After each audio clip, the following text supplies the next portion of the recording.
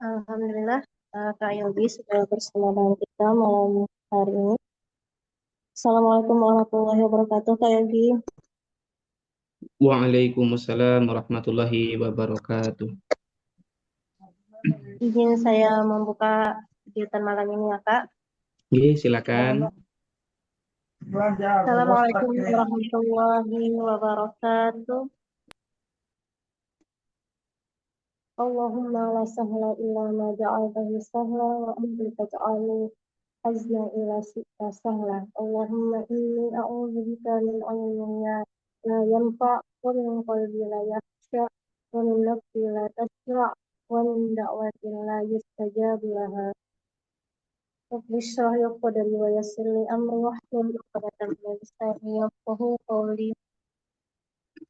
Alhamdulillah, tidak lupa untuk kita terus bersyukur kepada Allah atas nikmat yang Allah berikan kepada kita saat ini. Allah mudahkan pula kita berkumpul di webinar menjaga kesehatan mental ibu demi kebahagiaan anak bersama Kak Yogi.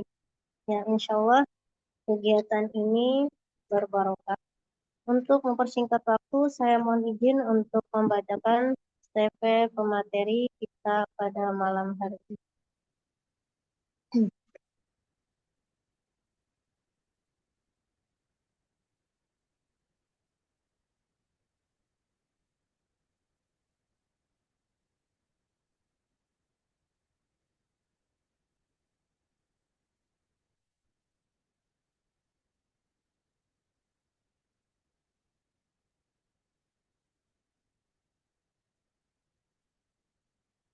Data diri, nama Yogi Kusro Yogi, tempat tanggal lahir Banyuwangi 4 Januari 1993, status menikah, memiliki tiga anak perempuan, domisili Gunung Kidul, Yogyakarta. Sibukan sekarang belajar, praktisi psikolog klinis, trainer, penulis dan peneliti, kemudian Yayasan Anak Muslim Ceria. Riwayat pendidikan beliau S2 dan pendidikan profesi psikologi Universitas Islam Indonesia, S1 Psikologi Universitas Islam Indonesia, SMA Negeri 1 Majalengka, SMP Negeri 3 Sorong, SD Impres 43 Sorong, TK Aisyah Sorong. Kemudian pendidikan non formal beliau, pendidikan agama Ma'had Ibnu Katsir Yogyakarta. Aktivitas dalam dunia anak, psikolog klinis, founder Usama Edu, dan Yayasan Anak Muslim Ceria. Itu dia CV dari pemateri kita malam hari ini. Tanpa berlama-lama lagi, langsung saja kita serahkan kegiatan hari ini kepada Kak Yogi. Tafadhol Kak Yogi.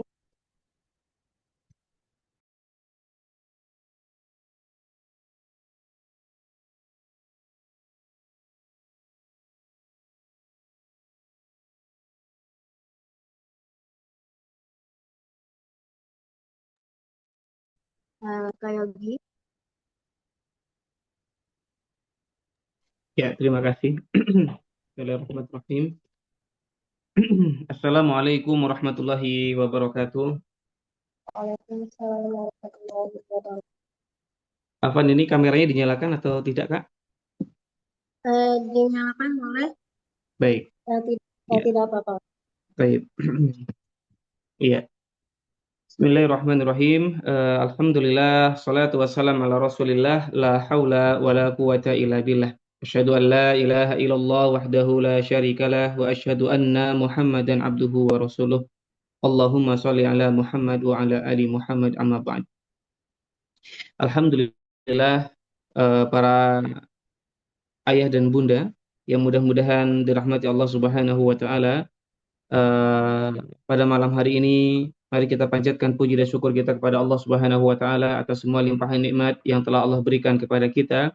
Yang mudah-mudahan kita termasuk hamba-hamba Allah yang selalu bersyukur atas nikmat-nikmat yang telah kita nikmati. Salawat dan salam semoga Allah limpahkan kepada suri tauladan kita Nabi Muhammad sallallahu alaihi wasallam beserta keluarga beliau, para sahabat beliau dan juga kepada para pengikut beliau yang senantiasa istiqomah menjalankan sunnah-sunnah beliau hingga hari akhir. Alhamdulillah, pada malam hari ini senang sekali bisa berkumpul, berjumpa bersama dengan para bunda sekalian, para ummahat sekalian. Ini berarti khusus ya, khusus ummahat ya. Semoga Allah berikan keberkahan kepada para bunda sekalian. Barakallahu fikunna. Terima kasih kepada teman-teman dari Rumah Quran Az-Zahra. Semoga Allah membalas kebaikan yang banyak atas kesediaannya untuk menyelenggarakan kegiatan di malam hari ini. Dan terima kasih kepada Kak Dini yang sudah membuka acara kita di malam hari ini. Jazakumullahu khairan. Alhamdulillah pada kesempatan malam hari ini, insya Allah kita akan sama-sama belajar tentang bagaimana kita manajemen diri sebagai seorang ibu yang tentu saja mudah-mudahan memberikan dampak yang besar bagi tumbuh kembang anak-anak kita. Karena tentunya ibu ini adalah sekolah pertama bagi anak-anaknya, ya Madrasatul Ula ya. Jadi ibu itu adalah sekolah pertama bagi anak-anaknya, sehingga tentu saja sekolah ini harusnya sehat, sekolah ini harusnya punya fasilitas yang baik, sekolah ini harusnya punya sistem yang bagus, ya, sehingga sekolah itu mampu memberikan pendidikan yang ideal, pendidikan yang baik bagi peserta didiknya. Nah, maka sebagaimana sekolah-sekolah pada umumnya yang memiliki kualitas manajemen yang baik, ya, kualitas guru-guru dengan ilmu yang baik, ya, kualitas perhatian sekolah ya, terhadap siswa-siswanya, fasilitas yang mumpuni, ya, maka tentu saja sekolah ini akan menjadi idaman bagi siswa-siswanya.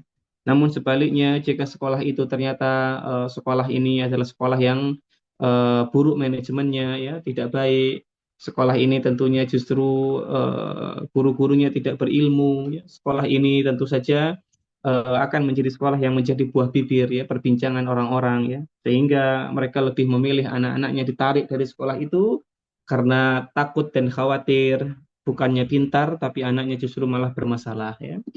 Maka begitulah juga seorang ibu. Tentu saja ibu ini memiliki keutamaan yang besar ya sebagaimana Islam memuliakan ya Allah dan Rasulnya memuliakan seorang ibu karena ibu ini memiliki jasa yang besar. Dalam sebuah hadis yang masyhur ya kita banyak mendengar ya bahwa keutamaan ibu itu 3 kali lebih baik ya dibandingkan ayah. Sebagaimana hadis Nabi Shallallahu Alaihi Wasallam yang ketika saat itu ditanya oleh seseorang mengenai siapa manusia yang utama diperlakukan dengan baik. Jawaban Nabi 3 kali adalah ibu, kemudian baru ayah. Dan para ulama menjelaskan 3 kebaikan ibu itu diantaranya adalah kebaikan ibu ketika mengandung, kebaikan ibu ketika melahirkan, kebaikan ibu ketika menyusui. Yang 3 hal ini tidak ada pada seorang ayah. Masya Allah ya. Dan itu mungkin di antara salah satu pendapat para ulama yang menjelaskan 3 keutamaan ibu dibandingkan ayah. Namun secara umum ibu ini kebaikannya sangatlah banyak. Sehingga wajar sekali Allah dan Rasulnya ya memerintahkan kita untuk senantiasa berbuat baik kepada ibu. Bahkan saking baiknya ibu itu sampai-sampai ya ada perkataan-perkataan yang hingga menyebutkan bahwa surga itu ada di bawah telapak kaki ibu. Bukan tanpa alasan, karena memang ada sebuah hadis yang mengatakan ya al-walidu ausatu abwabil jannah. Jadi orang tua itu adalah pintu surga yang paling tengah. Nah, tapi tidak disebutkan mutlak ya, apakah di bawah telapak kaki ibu atau tidak ya. Secara umum berbakti kepada orang tua memiliki keutamaan yang besar karena betapa besarnya hak orang tua atas anak-anaknya. Maka begitu pun seorang ibu. Hari ini di tahun 2023 dan 2024 kita para bunda sekalian menyaksikan banyak kasus-kasus di mana seorang ibu qadarullah ya justru bukannya memberikan tempat yang aman malah melakukan hal-hal yang kemudian menyayat hati. Ada seorang ibu yang tega meracun anak-anaknya sehingga mati bersama ya. Ada ibu yang tega menganiaya anaknya sampai meninggal dunia. Ada ibu yang sengaja ya membunuh anak-anaknya kemudian membunuh dirinya. Ya, banyak kasus-kasus di mana seorang ibu menyakiti anak-anaknya, yang tentunya ini berbeda jauh ya dengan prinsip visi misi seorang ibu. Karena harusnya seorang ibu ini menjadi sosok yang melindungi, menyayangi, ya, mencintai anak-anaknya. Maka jika ada ibu yang kemudian sampai mengalami hal yang demikian, maka dalam psikologi itu ada istilah parental burnout. Apa itu parental burnout? Yang dimana kondisi seorang ibu berada di fase kesehatan mental yang sangat buruk, fase kesehatan mental yang tidak baik-baik saja. Maka kondisi ini akan membuat seorang ibu itu mengalami gejala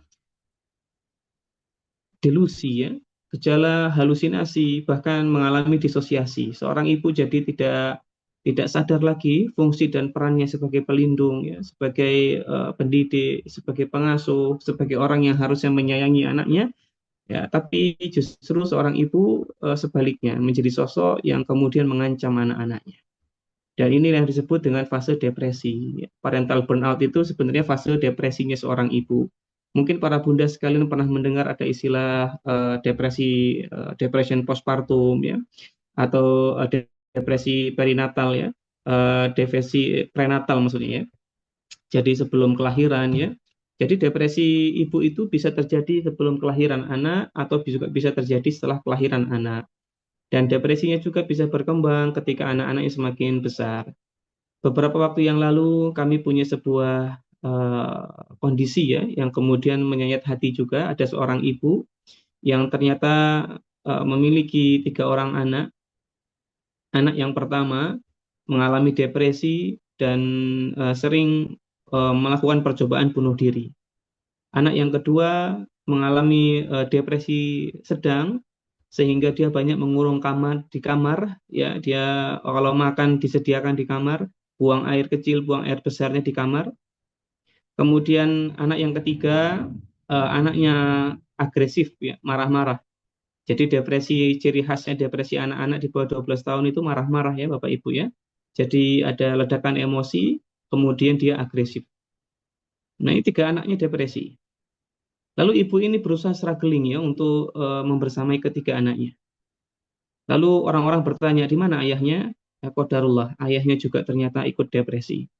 Ya, sudah 6 bulan ayahnya itu tidak bekerja lagi karena harus keluar dari kantornya disebabkan penyakit depresinya. Jadi bagaimana rasanya jadi seorang ibu itu ya? Waktu itu ketika kami menghadapi kasus itu, rasa-rasanya, aduh, apa yang bisa kami bantu? Karena begitu berat ya masalah yang dialami oleh ibu itu.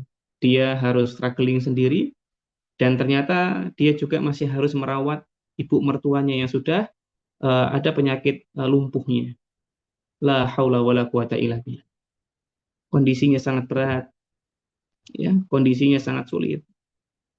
Ya tentu saja tidak ada yang bisa menolong ibu itu kecuali Allah Subhanahu wa taala. Itulah gambaran kasus yang menurut kami sangat berat, di mana suaminya depresi ketika anaknya juga mengalami hal yang sama, lalu dia juga harus merawat ibu mertuanya, dan dia harus berjuang sendirian. Ya, subhanallah. Nah, itu kasus yang sempat kami tangani yang cukup berat ya dari seorang ibu. Mungkin ada yang lebih berat lagi. Wallahu taala alam. Nah, coba sekarang sebelum kita mulai, para bunda sekalian bisa minta tolong untuk menuliskan di kolom chat. Kira-kira, kira-kira ini Bu ya. Kira-kira apa manfaatnya eh, jika ibu itu sehat mentalnya? Apa manfaatnya? Apa Bu manfaatnya jika ibu itu punya sehat mental ya?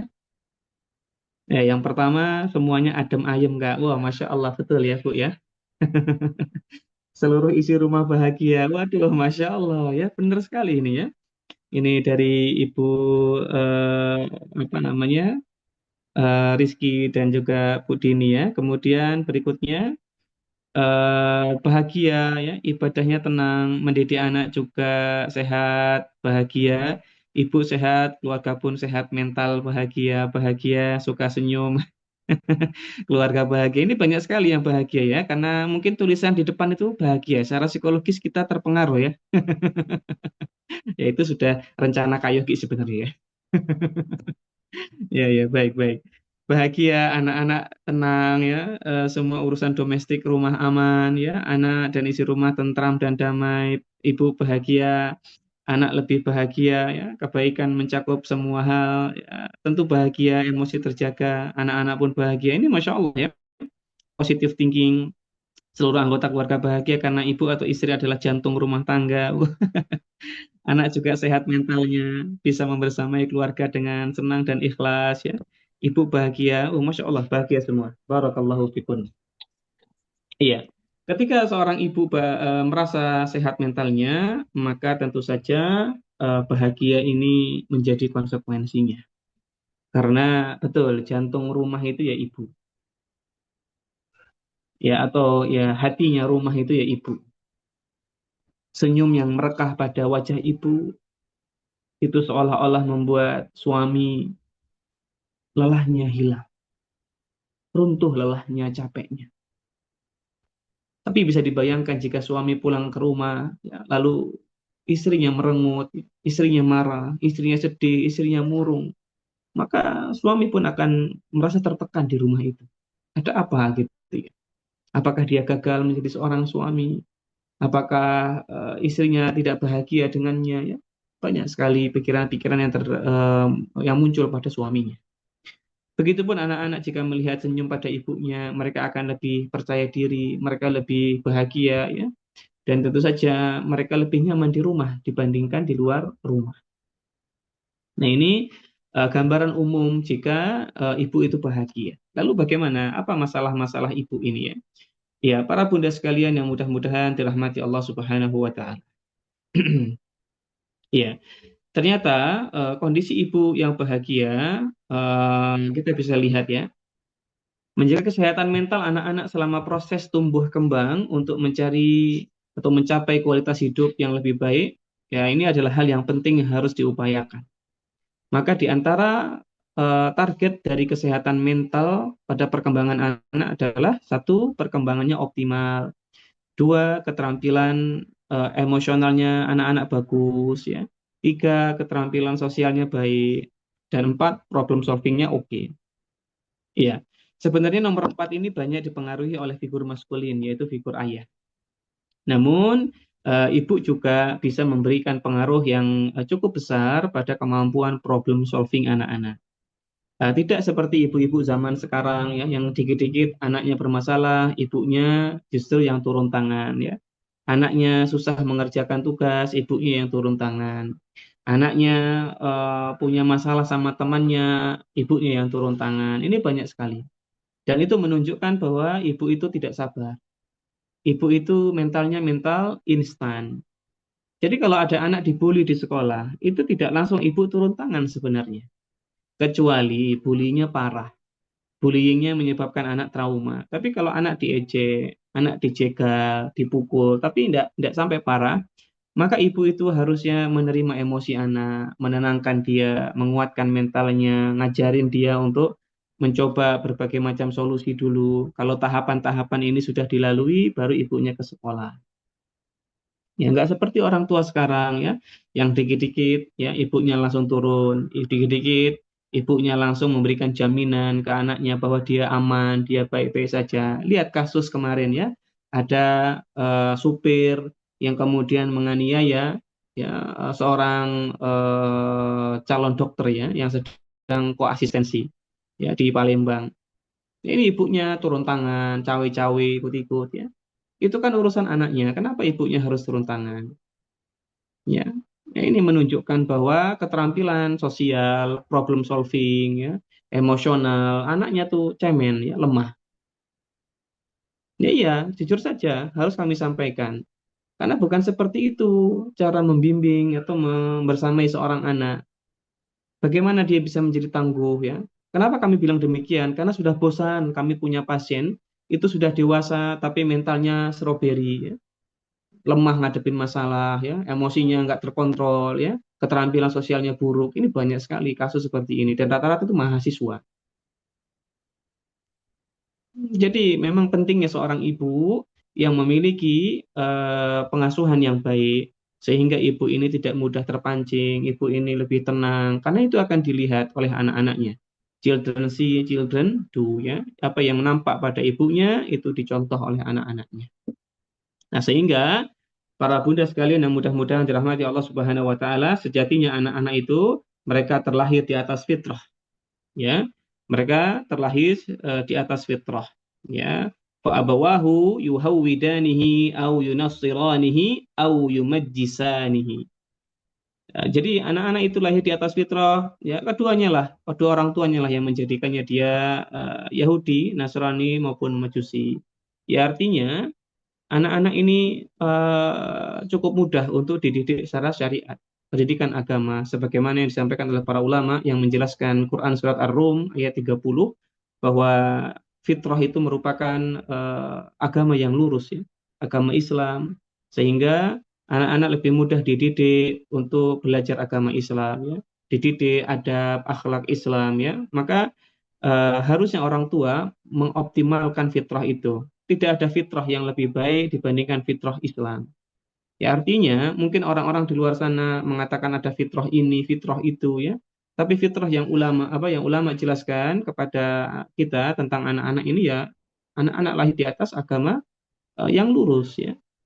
Ya, ini yang harus diyakini oleh setiap orang tua. Adapun yang lain ini nggak tahu ya bagaimana penjelasannya. Ada yang mengatakan fitrah anak itu egosentris, ya fitrahnya gini. Allahu a'lam.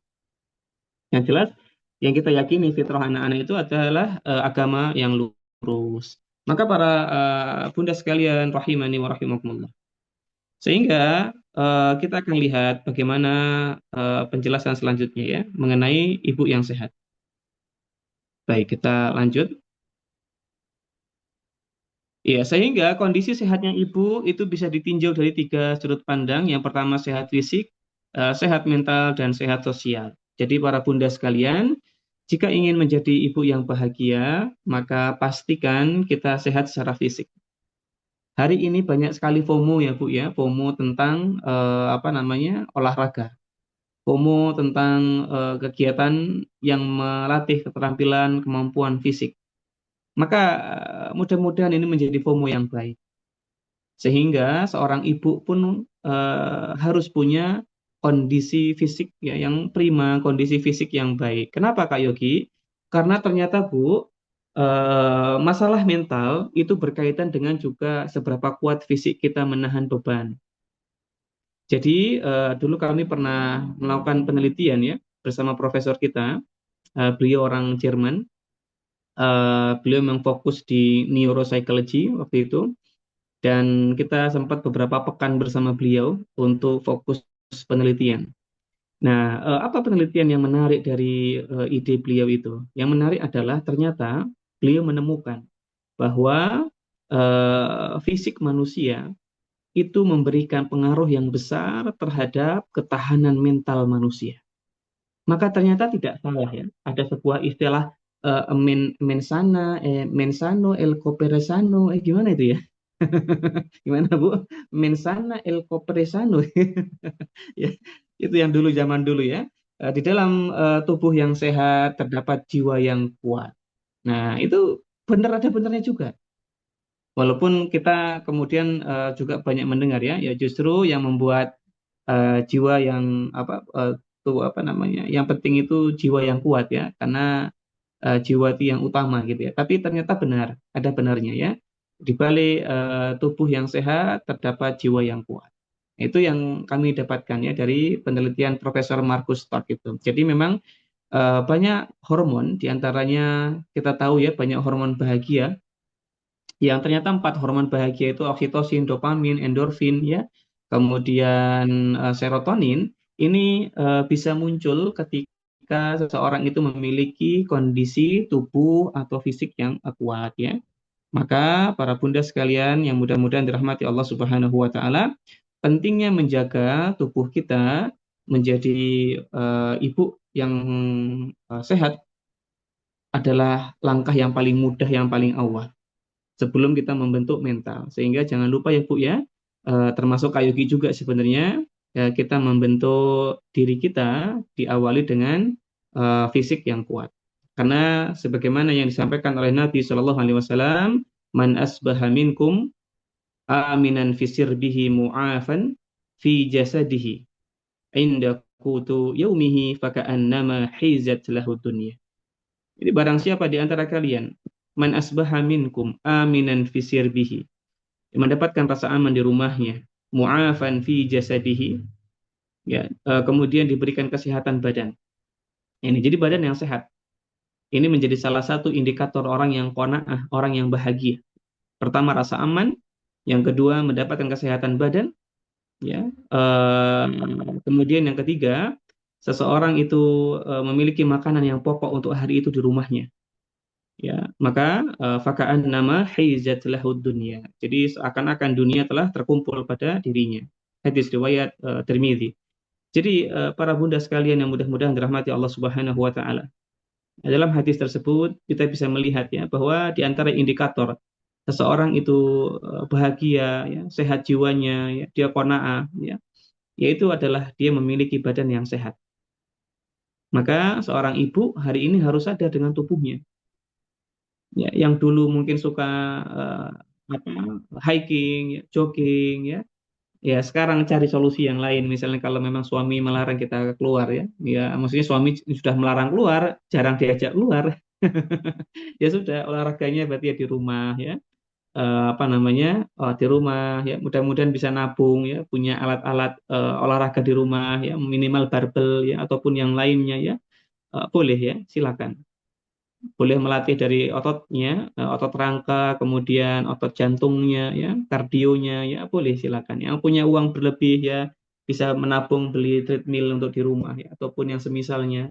Jadi ini penting sekali sehat fisik ini. Karena ibu akan menghadapi suaminya, ibu akan menghadapi anak-anaknya. Dan ibu ini tadi menjadi hatinya rumah gitu ya. Jadi penting sekali seorang ibu itu punya benteng yang kuat. Jadi fisik itu ibarat benteng pertama seorang ibu. Maka Bu, jangan menyepelekan kesehatan badannya. Mulai olahraga, apalagi ibu-ibu yang usianya sudah masuk 30 tahun, kepala tiga ke atas ya. Maka penting sekali kita punya waktu 10 tahun ke depan untuk membentuk tubuh kita. Karena di usia 40 tahun akan banyak penurunan dari fungsi tubuh kita. Jadi memang sekarang persiapannya. Nah, ini biar ibu tahan. Dan hormon-hormon kebahagiaan tadi kalau distimulasi secara optimal, rutin, itu akan menjadi sistem pertahanan diri ketika ibu dapat stresor dari suaminya, stresor dari anak-anaknya, stresor dari lingkungan luarnya, maka seorang ibu lebih tahan tubuhnya, ya. Tubuhnya lebih tahan karena punya sistem pertahanan diri, jadi bisa resisten.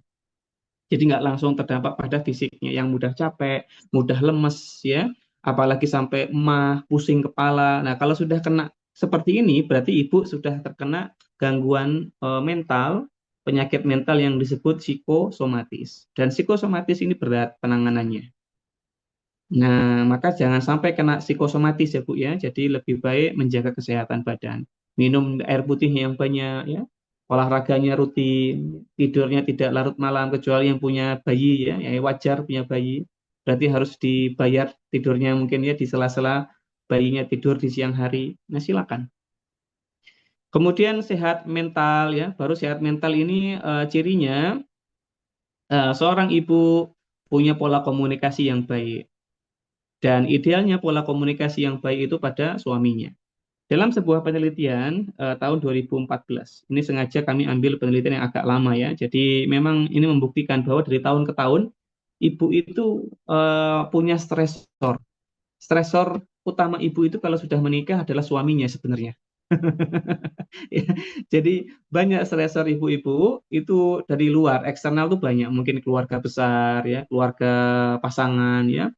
Tapi ternyata dari semua hasil riset yang ada itu stresor terbesar ibu rumah tangga atau ibu lah pada umumnya adalah suaminya sendiri.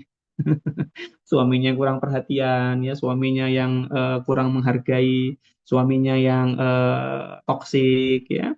Nah itu banyak menjadi stresor. Nah apakah benar Bu? Benar enggak ini Bu ya? Baik. Nah, jadi memang suami itu menjadi stresor terbesar. Tapi sekaligus juga suami ini menjadi sumber anti stres yang besar juga. Kalau suaminya perhatian, suaminya support, ya, suaminya membantu, ya, suaminya menghargai. Nah, ini jadi anti stres. Masya Allah ya. Ya, mudah-mudahan kita berdoa kepada Allah agar punya pasangan yang bisa saling support. Dan dalam sebuah penelitian, stres ibu terjadi pada jadi gini, ini bukan mengkerdilkan atau merendahkan atau mungkin diskriminasi kepada ibu rumah tangga ya, tapi ya berat untuk mengatakan bahwa dari hasil penelitian ini 50% ibu rumah tangga itu stresnya lebih tinggi ya, 50%, maksudnya 50%, terus kemudian ibu bekerja itu stresnya 48%. Nah, ada alasannya. Kenapa ibu rumah tangga stresnya 2% lebih tinggi? Ya, ternyata ya ibu rumah tangga ini eh, sering mengalami kejenuhan. Sedangkan ibu yang bekerja memiliki banyak preferensi kegiatan, variasi kegiatan, ya walaupun ada stresor di tempat kerjanya, tapi ternyata ini membantu ibu-ibu mengurai stresnya. Nah, tapi mungkin juga ibu yang bekerja itu kenapa stresnya rendah ya karena nggak mau pusing ya ngurusin anak. Ya, mungkin di rumah udah ada pembantunya ya. Suaminya juga sudah mandiri, mungkin gitu ya. Nah, tapi ibu rumah tangga ini kan ya harus mikir anak ya. Mungkin di rumah struggling sendiri, ngurusin suami, terus jenuh juga.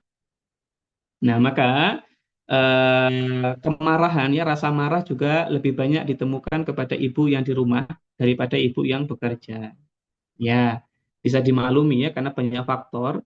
Dan ini membuktikan bahwa ternyata ibu yang di rumah itu seringkali dianggap mudah oleh pasangan, oleh suami. Kamu kan cuma di rumah aja. Nah, cuma di rumah. Cuma di rumah ini berat, Pak. Bapak kalau bosan bisa lihat pemandangan di luar, di jalan, ketemu orang, ngobrol, ya, melakukan kegiatan, aktivitas, teralihkannya pikiran gitu ya. Ya ibu di rumah, ya, mengulangi pola yang sama berulang-ulang. Dan itu jenuh sekali. Makanya wajar kalau ibu-ibu itu kadang kode-kode di akhir pekan minta jalan sama suaminya, ya karena jenuh sekali. Dan harusnya pasangan mengerti ini. Ya, mengerti untuk ngajak pasangannya keluar ya, sekedar makan bakso ya atau sekedar beli cilok ya, duduk di pinggir sawah ya. Ini hal yang kecil tapi ini membantu mengurai. Coba ibu-ibu bisa tuliskan di kolom chat, ini saling berbagi biar sama-sama punya preferensi. Kira-kira apa sih Bu kegiatan yang bisa mengurai stres kita dan kejenuhan kita di rumah? Coba Bu, bisa tuliskan di kolom komentar. Oh, ini ada jalan pagi. Lihat ijo-ijo, Kak. Oh, ini lihat partai PKB apa P3, Bu? Oh, bukan ya, bukan lihat partai ya. Nah, biasanya kalau lagi kampanye ijo-ijo, Bu ya. Tapi maksudnya adalah sawah ya, pohon-pohon betul. Ya, saya juga sangat suka itu ya, kegiatan lihat hijau-hijau ya. Apalagi kalau diselingi trekking ya, itu lebih menyenangkan. Kemudian jalan sore bareng, Masya Allah. Ini data ini bagus, Kak. Kak Panitia, ini kalau bisa datanya disimpan ini. Ini adalah pernyataan ibu-ibu dengan jujur loh ya. Sehingga jadi preferensi bapak-bapak ini. Nah, Kak Yogi nanti tolong dicatat, Kak. Kak Yogi tolong dikirimkan ini datanya ya. Ini bagus ini. Jalan sore bareng, ketemu teman Kak Yogi. Oh iya, olahraga bareng, baca Quran. Masya Allah, bener Bu. Baca Quran bareng yang menyenangkan juga. Kemudian olahraga, jalan, belanja, jalan-jalan, minum es kopi kekinian ya. Ngobrol sama suami, lihat motor lewat jalan besar. Ya, semangat ya Bu ya. Olahraga tanpa diganggu siapapun, jalan pagi 30 menit, ngobrol ya, jalan-jalan pinggir sungai lihat kapal. Pinggir sungai lihat lihat perahu mungkin ya Bu ya. Ajak anak akhir pekan ke taman, jalan-jalan meskipun sekedar jalan pagi atau sore ya. Antar jemput anak Kak sudah dianggap healing. Masya Allah ya. Hiking ya betul Bu. jalan-jalan malam usai isya keliling kampung naik motor pulang beli seblak. Wah, apalagi seblaknya seblak prasmanan ya Bu ya. Ya, bisa milih sesuka hati. Ikut kelas online saat anak sudah tidur, Masya Allah ya. Visioner sekali Ibu. Jalan-jalan keluar, walau cuma beli cilok makan di teras masjid. Kadang keluar terus olahraga sendiri, quality time sama suami, diapresiasi pekerjaan rumah oleh suami, Masya Allah ya. Dengerin kajian, muter-muter motoran, terus jajan ketemu kawan ya. Merajut Kak, wah ini jarang nih yang merajut. Zaman dulu kalau kayak gini lihat ibu itu ya suka merajut ya. Karena dulu mungkin itu ya salah satu hobi yang bisa dilakukan di rumah. Menggambar ilustrasi digital, ya lumayan mood booster ya. Masya Allah. Hadir kajian teman-teman solihah ya. Sharing hal yang menyenangkan, kajian bareng keluarga besar. Ya ini ibu-ibu, coba ibu-ibu banyak mengelis begini ya. Melakukan listing begini. Karena itu jadi preferensi kita. Preferensi kita untuk mencari hal-hal yang bikin kita bahagia. Karena sehat mental itu berharga sekali ibu-ibu ya, para bunda sekalian, sehingga jangan dianggap remeh. Kalau fisiknya sudah sehat, nah ini mentalnya kita bisa olah dengan lebih mudah. Maka jangan meremehkan kesehatan fisik. Kesehatan fisik ini adalah nikmat yang besar yang Nabi Shallallahu Alaihi Wasallam mengatakan ini sering diabaikan oleh manusia. Ada dua nikmat yang sering diabaikan manusia, as-sihah, ya, wal farad, ya, sehat, ya, dan waktu luang. Jadi jangan diabaikan ya kesehatannya para bunda sekalian. Nah, ini nanti kita bisa konsultasi kepada rekan-rekan kita ya yang di tenaga medis ya, dokter dan sebagainya, Masya Allah. Tentang menjaga kesehatan fisik ini penting karena fisiknya kalau sudah bagus, sudah sehat ya, tentu akan lebih mudah menjaga kesehatan mental. Baik. Yang perlu diketahui oleh para bunda sekalian, bukti bahwa kesehatan fisik itu menjadi awal. Kemudian kesehatan mental, ya walaupun bisa jadi orang yang sehat mental duluan baru fisik ya, bisa jadi. Tapi sehat fisik itu sangat berpengaruh. Contohnya teman-teman kita yang qadarullah ya, diuji oleh Allah dengan penyakit cancer. Banyak teman-teman kita yang mengalami atau survivor cancer itu eh, mentalnya hancur duluan. Dan ternyata itu yang semakin membuat mereka mengalami penurunan kondisi tubuhnya karena kondisi imunitas tubuhnya menurun ya. Mungkin imunoglobulinnya ya, imunoglobulin A, mungkin ya, imunoglobulin A-nya habis gitu ya mungkin ya. Jadi sistem pertahanan tubuhnya semakin lemah. Ya belum lagi dengan perkembangan kansernya itu. Ini tentu menjadi salah satu bukti bahwa sehat fisik itu sangat berpengaruh kepada kondisi mental. Kemudian yang ketiga, sehat sosial. Sehat sosial di sini berkaitan dengan seberapa mampu kita menjalin hubungan yang baik dengan keluarga kecil kita, kemudian keluarga besar dan lingkungan. Jadi punya teman, punya sahabat kajian, ya punya teman ngobrol, itu penting sekali dan dijaga. Kita jangan mencukupkan apa namanya teman kita ya suami kita saja, jangan. Tapi kita juga bisa punya sahabat, bukan untuk gibah, bukan untuk berkeluh kesah, tidak. Tapi untuk saling memotivasi, share ilmu, ya, share perkembangan anak, ya boleh. Jadi punya sahabat, punya teman, punya komunitas, mungkin berlima, bertujuh, bersepuluh, bikin grup, ya, sharing. Bukan mau pamer. Bedakan ini ya. Dan ya punya teman circle yang sama-sama paham tuh enak sekali. Kalau ada konflik, pasti ada konflik, segera diselesaikan. Jadi, kalau sudah yang punya circle, dijaga circle-nya. Karena ini benar-benar mood booster sekali punya circle. Jadi, punya circle, pertemanan, baik hubungan sama keluarga besar, dan baik sama keluarga kecil, ya, Masya Allah. Ini akan menimbulkan sehat sosial. Baik. Para bunda sekalian yang mudah-mudahan dirahmati Allah Subhanahu wa Ta'ala.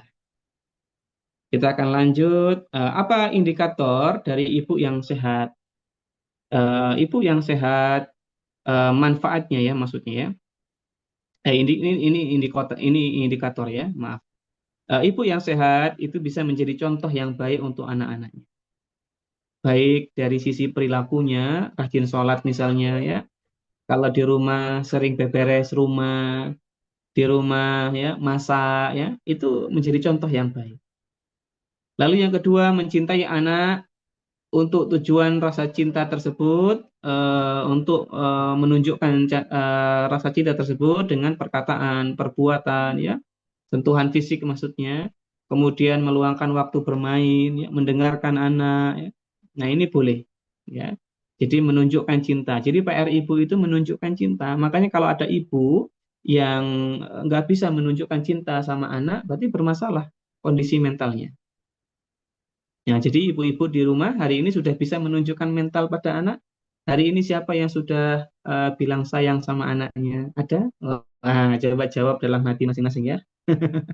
Mudah-mudahan banyak. Ya, jadi penting sekali. Hari ini siapa yang sudah memeluk anaknya, mencium anaknya ya? Tentunya anaknya sendiri ya, bukan anak tetangga ya. Nah, oh ini tiap bangun tidur ini, Masya Allah, Barakallahu fiik ya. Peluk juga, betul ya Bu ya. Jadi memang mencium, memeluk ini harus jadi rutinitas yang terus dilakukan. Jangan pernah menjadi seorang ibu yang kemudian ketika anaknya besar lalu menurunkan intensitas memeluk, mencium anak-anak. Tidak, jangan. Karena dalam sebuah hadis yang sahih Nabi Muhammad SAW beliau mencium Fatimah ya sampai besar ya. Jadi dicium ya, tangannya dipegang, digenggam itu sampai besar Fatimahnya. Dan Fatimah pun melakukan hal yang sama kepada Nabi Shallallahu Alaihi Wasallam. Jadi memeluk, mencium ini bukan rutinitas yang berhenti ketika anak semakin besar atau balik. Nah, kalau kebalikan bagaimana Kak? Anak yang suka cium ibunya ya dibalas ya Bu ya. Tidak apa-apa ya. Nah, sampai besar nyium pipi itu masih boleh ya. Ini kami pernah bertanya kepada beberapa asatidzah ya. Jadi kalau mencium pipi masih boleh ke anak yang lawan jenis. Nah, tapi kalau ternyata dipandang menimbulkan syahwat ya jangan. Ini nanti kita yang bisa tahu. Cuman hukumnya ya boleh karena Nabi Shallallahu Alaihi Wasallam mencontohkannya. Di antaranya Abu Bakar juga mencontohkannya. Jadi boleh mencium pipinya. Yang nggak boleh kan mencium bibirnya. Kemudian menjadi tempat aman ya, dan mencoba konsisten dalam merespon anak. Jadi ibu itu kalau pengen jadi ibu yang nyaman untuk curhat anak, jangan menjadi sosok yang mudah marah di rumah. Karena ternyata menurut penelitian dari perkembangan anak, ibu-ibu yang mudah marah dalam pengasuhan atau bapak yang mudah marah dalam pengasuhan itu ternyata membuat anak tidak merasa aman untuk bercerita. Meskipun ya, ibu itu kadang berusaha menunjukkan respon cinta yang besar di momen-momen yang lain. Tapi anak kurang aman. Maka boleh marah. Bukan berarti dalam pengasuhan nggak boleh marah sama sekali, boleh. Namun tidak sering marahnya. Nah, kalau terlalu sering, anak jadi merasa tidak aman. Lalu yang keempat, ibu itu banyak diskusi dengan anak. Ya, karena diskusi dengan anak ternyata menurut penelitian itu membantu integrasi kerja otak anak, membentuk perilaku harmonis dan menjadi lebih peka dan empati anaknya itu.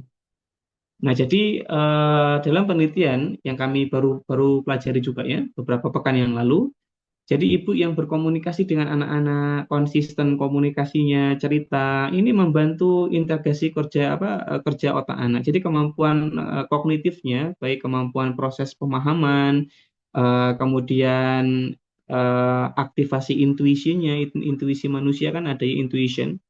Nah ini biar anak-anak nggak reaktif, ya, berpikirnya lebih luas, ya. Kemudian anak-anak itu apa namanya memiliki kemampuan kreativitas ya itu dari diskusinya dengan ibu. Maka penting ibu yang kemudian banyak diskusi dengan anak-anaknya. Dan tentunya ini juga mengembangkan sikap peka dan empati anak-anak kita. Lalu yang berikutnya, memperhatikan kesejahteraan diri, menjaga kesehatan fisik rutin, menenangkan, dan care sama kondisi emosi mental sendiri ya. Nah ini ibu yang sehat mentalnya. Baik, kita agak cepat karena sudah jam setengah 9. Nah, lalu apa tantangan seorang ibu dalam rumah tangga? Banyak sebenarnya ya, kami tidak bisa menuliskan semuanya, karena saking banyaknya. Tapi ada beberapa. Yang pertama menghadapi kondisi suami yang tidak peka, tidak mau belajar, dan tidak responsif. Ini masalah utama ibu-ibu, paling banyak ini. Dan John Gray salah satu penulis buku yang bukunya mungkin kita tahu ya, terkenal sekali. Beliau dalam penelitiannya dengan 20.000 pasangan itu, beliau meneliti bahwa di antara masalah suami istri yang sering kemudian berujung pada perceraian, yaitu di mana salah satunya adalah kondisi suami yang tidak peka dan tidak responsif terhadap istrinya. Padahal itu kebutuhan dan bahasa cinta dari wanita. Nah, ini itu masalah utama. Nah, ya masalah paling banyak maksudnya gitu. Makanya pentingnya sama-sama belajar, kemudian sama-sama belajar lebih peka, belajar lebih responsif kepada pasangan. Lalu, jadi Bunda, jangan berharap kemudian semua laki-laki akan begitu ya, karena nggak semua laki-laki itu, jadi ini kok ada coret-coret sebentar.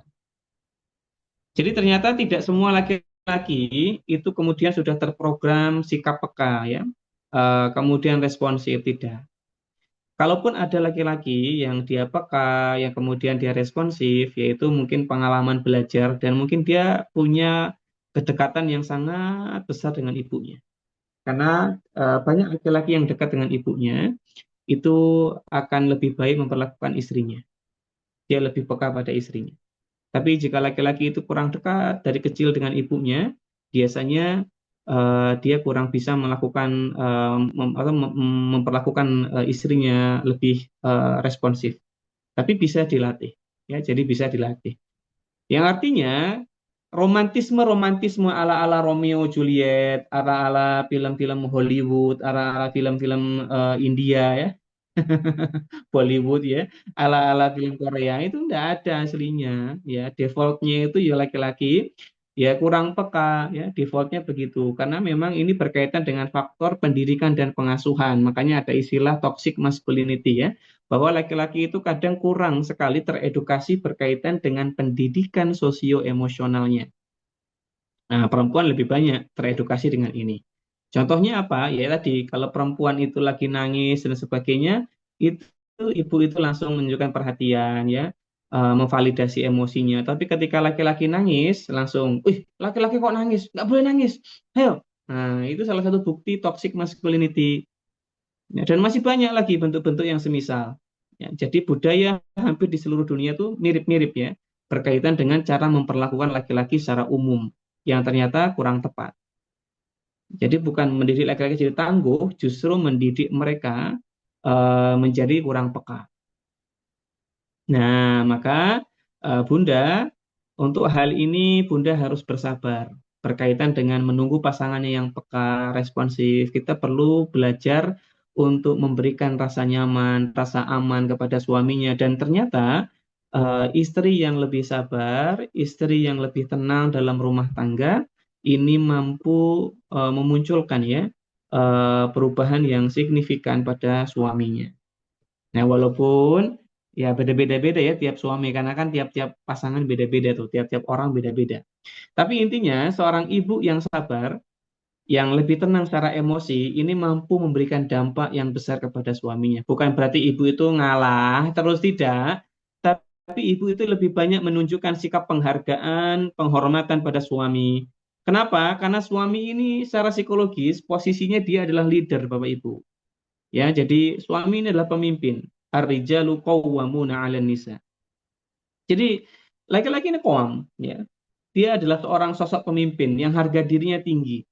Maka jika pasangannya, istrinya itu merendahkannya, menganggapnya sepele, oh ini akan membuat laki-laki kehilangan respect kepada orang itu. Dan kalau sudah hilang respect, bagaimana laki-laki ingin mengembangkan rasa cintanya? Lebih susah. Maka seorang istri yang kemudian lebih sabar menghadapi suaminya yang lagi marah, ya, dia tidak membalas kemarahannya, dia tenang, ya, dia justru menunjukkan sikap sebagai seorang follower, ya kan nggak mungkin ya dalam sebuah perusahaan ini bosnya, bos besar nih, pemimpin utamanya gitu loh, marah, terus karyawannya kemudian ikut marah, lah ini sudah tamat gitu nasib karyawannya. Jadi kalaupun bosnya yang salah, ini dengerin dulu marah-marahnya. Ya, nanti ketika sudah tenang, kita diskusi, tunjukkan data, tunjukkan fakta kepada bosnya. Kalau bosnya marah lagi, tenang lagi gitu ya. Sabar, ya. Jadi proses sampai orang itu sadar. Jadi bukan dipaksa bos itu harus sadar gitu ya. Ya bos atau leader ya. Hampir mirip ya, hampir mirip pride-nya gitu ya. Harga dirinya hampir mirip. Cuman perannya beda ya, bos leader itu beda. Tapi intinya pride-nya sama karena mereka seorang pemimpin atau atasan. Maka para bunda sekalian, cara menghadapi pasangan kita kalau lagi marah itu tidak ditunjukkan dengan kemarahan yang semisal, tidak membantah, tidak menentang dulu. Dan ini yang disampaikan oleh beberapa ahli dalam bidang rumah tangga ya, dalam beberapa jurnal. Jadi kalau ternyata suami itu ya kehilangan harga dirinya dalam rumah tangga, maka ini akan membuat mereka semakin sulit untuk mengembangkan rasa cinta dalam rumah tangga. Dan ini dikatakan juga oleh Dr. Gary Chapman yang menulis tentang Five Love Language itu ya. Nah, jadi silakan para bunda sekalian yang mudah-mudahan dirahmati Allah Subhanahu wa taala, jadikan suami kita ini adalah sosok yang dihormati, yang dihargai sebagaimana peran dia menggantikan orang tua kita. Karena kita tahu bahwa orang tua itu punya peran yang besar dalam rumah dalam kepada anak-anaknya. Sehingga hak orang tua sangat besar. Maka nggak heran ya perintah kedua setelah perintah untuk bertauhid kepada Allah adalah perintah berbakti pada orang tua. Wabil walidaini ihsana. Dan kepada kedua orang tua berbuat baiklah. Nah, maka peran itu nanti digantikan oleh suami. Sehingga di sini sangat wajar. Ya, perempuan yang taat, perempuan yang sabar, ini adalah perempuan, ciri-ciri perempuan yang solihah. Nah, jadi ini bukan membuat perempuan untuk dibungkam, tidak. Tapi ada caranya untuk menyampaikan dan berdiskusi dengan pasangan. Karena dengan kekerasan, rasa-rasanya justru tidak mungkin, malah justru membuat pasangan itu semakin jauh dari kita. Maka ada istilah perempuan independen ya, baru-baru ini ya ternyata membuat laki-laki insecure ya. Ya, ya kalau perempuan jualan cilok itu perempuan independen, tapi kalau laki-laki jualan cilok ya ini laki-laki kurang mapan.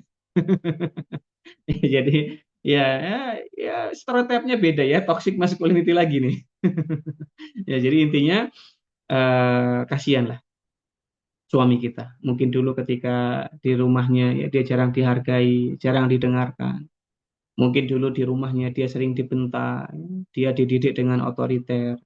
Mungkin dulu di rumahnya dia jarang dihargai usahanya ya.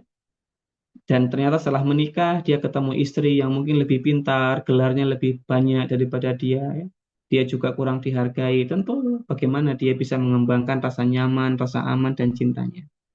Maka menjadi istri yang kemudian mau merendahkan hatinya di hadapan suaminya, berusaha sabar menghadapinya. Tentu mudah-mudahan ya ini kita termasuk wanita yang bersabar, wanita yang solihah, yang kemudian dengan kesabarannya itu Allah turunkan kita keberkahan, Allah turunkan kita rahmah, ya. Jadi kita dirahmati Allah, kita diberkahi sehingga kebaikannya banyak. Ya, Ibnu Qayyim rahimahullah mengatakan bahwa keberkahan itu adalah kebaikan yang banyak. Sehingga dengan keberkahan itu mudah-mudahan rumah tangganya jadi nyaman, ya, turun sakinah, ya, rahmah, ya, masya Allah. Nah maka penting sekali menjadi seorang istri yang lebih sabar menghadapi suami. Kecuali suaminya lewat batas ya, dia kekerasan fisik, kekerasan verbal, ya, dia nggak menghargai, dia merendahkan kita, ya, dan itu berlebihan sekali sehingga kita nggak nyaman. Nah ini boleh nanti didiskusikan dengan keluarga, baiknya gimana. Tapi kalau belum sampai ke kekerasan verbal, fisik, ya, kemudian merendahkan secara sangat berlebihan, maka rasa-rasanya kita perlu mempertimbangkan untuk sabar. Berikutnya menghadapi anak yang lebih dari dua, nah tentu repot ya bagi seorang ibu menghadapi anak special needs ya, qadarullah dengan misalnya masalah-masalah gangguan perkembangan ataupun kondisi-kondisi lainnya yang tentu membuat orang tua harus ekstra perhatian. Lalu lingkungan keluarga yang toksik, wah ini biasanya mungkin keluarga sendiri atau keluarga pasangan ya. Aduh, ini ujian yang besar.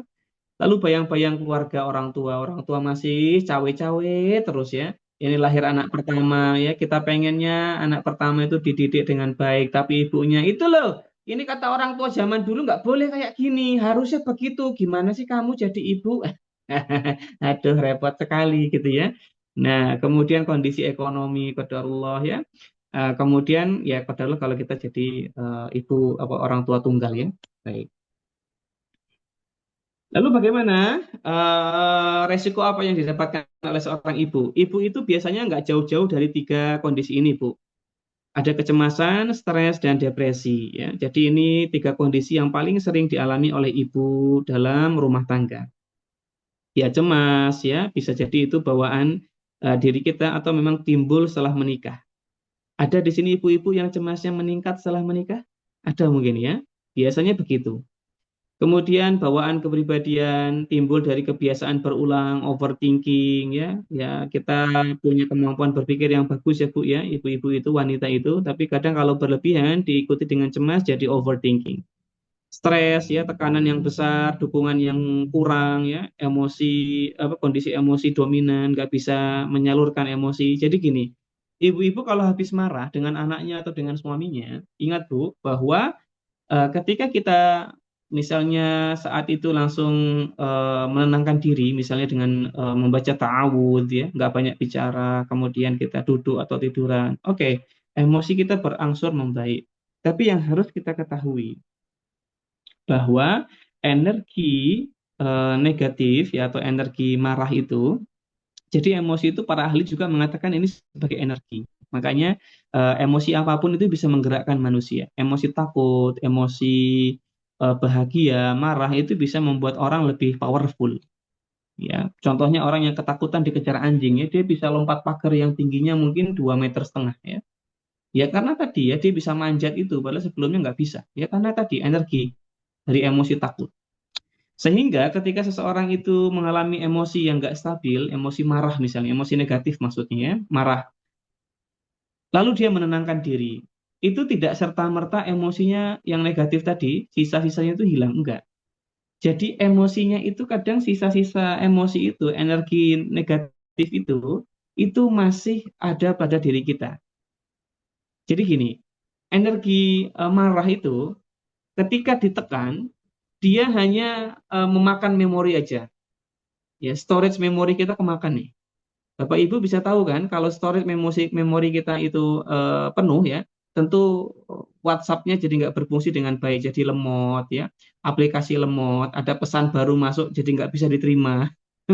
Itu zaman dulu banget ya. Jadi kita perlu mengosongkan yang namanya storage memory. Mungkin dihapusin pesan-pesan lama ya kan. Kita perlu mengkosongkan foto-foto yang nggak perlu dihapus ya, video-video lama yang nggak perlu dihapus kan gitu. Nah, sama halnya ketika kita habis marah, itu kita perlu mengkosongkan storage memori kita. Kalau tidak, misalnya kapasitas memori kita adalah 100 giga ya, 100 lah pokoknya. Kita habis marah sama anak yang tadi dia sholatnya ditunda-tunda, nggak mau cepat sholat. Itu marah, meledak kita marah. Nah, ketika marah, itu kan energi marah muncul, jeder gitu ya. Itu makan storage. Nah, dari 100, mungkin dia makan sekitar 60. Kita tenangkan diri kita, ya, stabilkan diri kita. Tenang, dirinya stabil, turun itu energinya mungkin ada yang rilis keluar ya. Saat pertama itu mungkin jadi 50. Nah, 50 ini masih makan storage. Kalau kita tidak segera mengeluarkan, para bunda sekalian, nanti kemudian ada kasus lagi. Anaknya mecahkan piring. Itu piring nggak seberapa sebenarnya harganya. Tapi gara-gara storage memori kita udah kemakan 50%, maka ledakan emosinya itu jadi mudah mencapai 100% marahnya. Harusnya kita nggak mudah marah jadi 100%. Tapi gara-gara storage kapasitas marah kita udah kemakan tadi, gara-gara kesalahan kecil saja kita bisa meledak sama anak. Itu alasannya kenapa sih gara-gara hal kecil sepele kok kita bisa marah sama anak. Ini masalahnya. Kita nggak pernah perhatian sama emosi diri kita. Kalau orang habis marah, kadang ya udahlah marahnya udah. Padahal itu masih makan storage memory. Dan inilah yang kadang bikin kita tuh kalau malam jadi gelo, kadang kita susah tidur, kadang kita jadi ya itu ya uring-uringan sendiri. Ya ini gara-gara ini. Dan banyak orang yang bingung, kenapa ya? Aku kok jadi susah tidur, kok jadi gelisah, kok jadi nggak nyaman dirinya, kok jadi cepet capek ya? Ya gara-gara ini internal internal memorinya kemakan gitu ya. Jadi perlu dirilis. Dan cara merilisnya tadi kalau kita bisa awalnya dengan spiritual coping, ya kita bisa dengan membaca ta'awudz, ya seperti apa sebagaimana yang Nabi sarankan, nggak banyak bicara, duduk ya tenang atau tiduran. Selesai itu tenang. Nah ini modal kita tenang ini. Modal tenang itu adalah titik aman pertama bagi para bunda untuk segera sadar. Fase berikutnya adalah emotional focus coping. Kita harus fokus gimana memahami emosi, lalu merilis emosi-emosi negatif yang tersisa. Entah Bunda mau olahraga, mau mukulin samsak, mau push up, mau running, ya. Entah nanti kalau nggak olahraga Bundanya mau cerita sama sahabatnya, ya. Bukan cerita keluh kesah, tapi minta nasihat, boleh ya. Ya, asalkan sahabatnya itu mampu memberi nasihat gitu ya, kan boleh. Kemudian kita mau cerita sama suami, ya, atau mungkin kita apa namanya mau ikut kajian biar bisa ngobrol sama orang, walaupun nggak ngobrolin masalah kita, tapi ngobrol secara umum itu bikin kita happy, ya. Jadi boleh. Itu yang dimaksud rilis emosi negatif atau masak atau menggambar tadi atau mau apa merajut itu melakukan hal-hal yang tadi Bunda sudah tulis tadi itu loh, mau jalan-jalan kemudian beli cilok ya, mau lihat yang hijau-hijau, itu releasing emosi tadi karena itu termasuk emotional focus coping namanya. Dan cara terbaik kita mengeluarkan emosi negatif itu emosi focus coping. Ada kabar gembira, ternyata membaca Al-Quran, memperbanyak doa, ya, kemudian apa namanya, mendengarkan kajian, itu termasuk emosional fokus coping sekaligus spiritual fokus coping, double dia. Masya Allah. Jadi kalau melakukan itu lebih efektif, tapi boleh diselingi dengan yang tadi yang lain boleh. Nah, kemudian baru ketiga ke problem fokus coping. Masalahnya apa? Oh iya, ini anak nggak ngerti-ngerti. Dia itu kok sholat ditunda-tunda. Nah, itu baru nanti ke masalah. Tapi kalau bunda belum selesai dengan emosi, lalu langsung ke masalah, bisa jadi malah kepancing lagi. Melihat anaknya kok seolah-olah menentang, menjawab, melawan, meledak lagi marahnya. Kan gitu polanya. Berulang terus circle-nya. Kan gitu. Nah, jadi penting. Ini yang bikin ibu stres. Karena tadi emosinya nggak benar-benar terurai. Jadi kalau kita itu marah, ninju-ninju samsak itu boleh, Bu. Tapi bukan pas marah. Ini kan salah orang paham. Kak Yogi, anak saya kalau marah saya suruh ninju-ninju samsak. Ya salah, bukan begitu.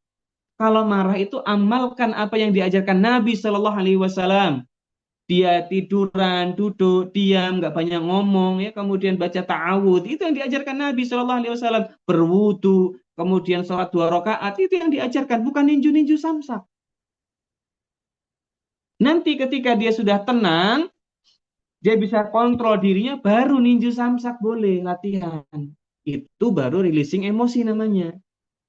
Jadi releasing emosi itu nggak bisa ketika emosi sedang memuncak.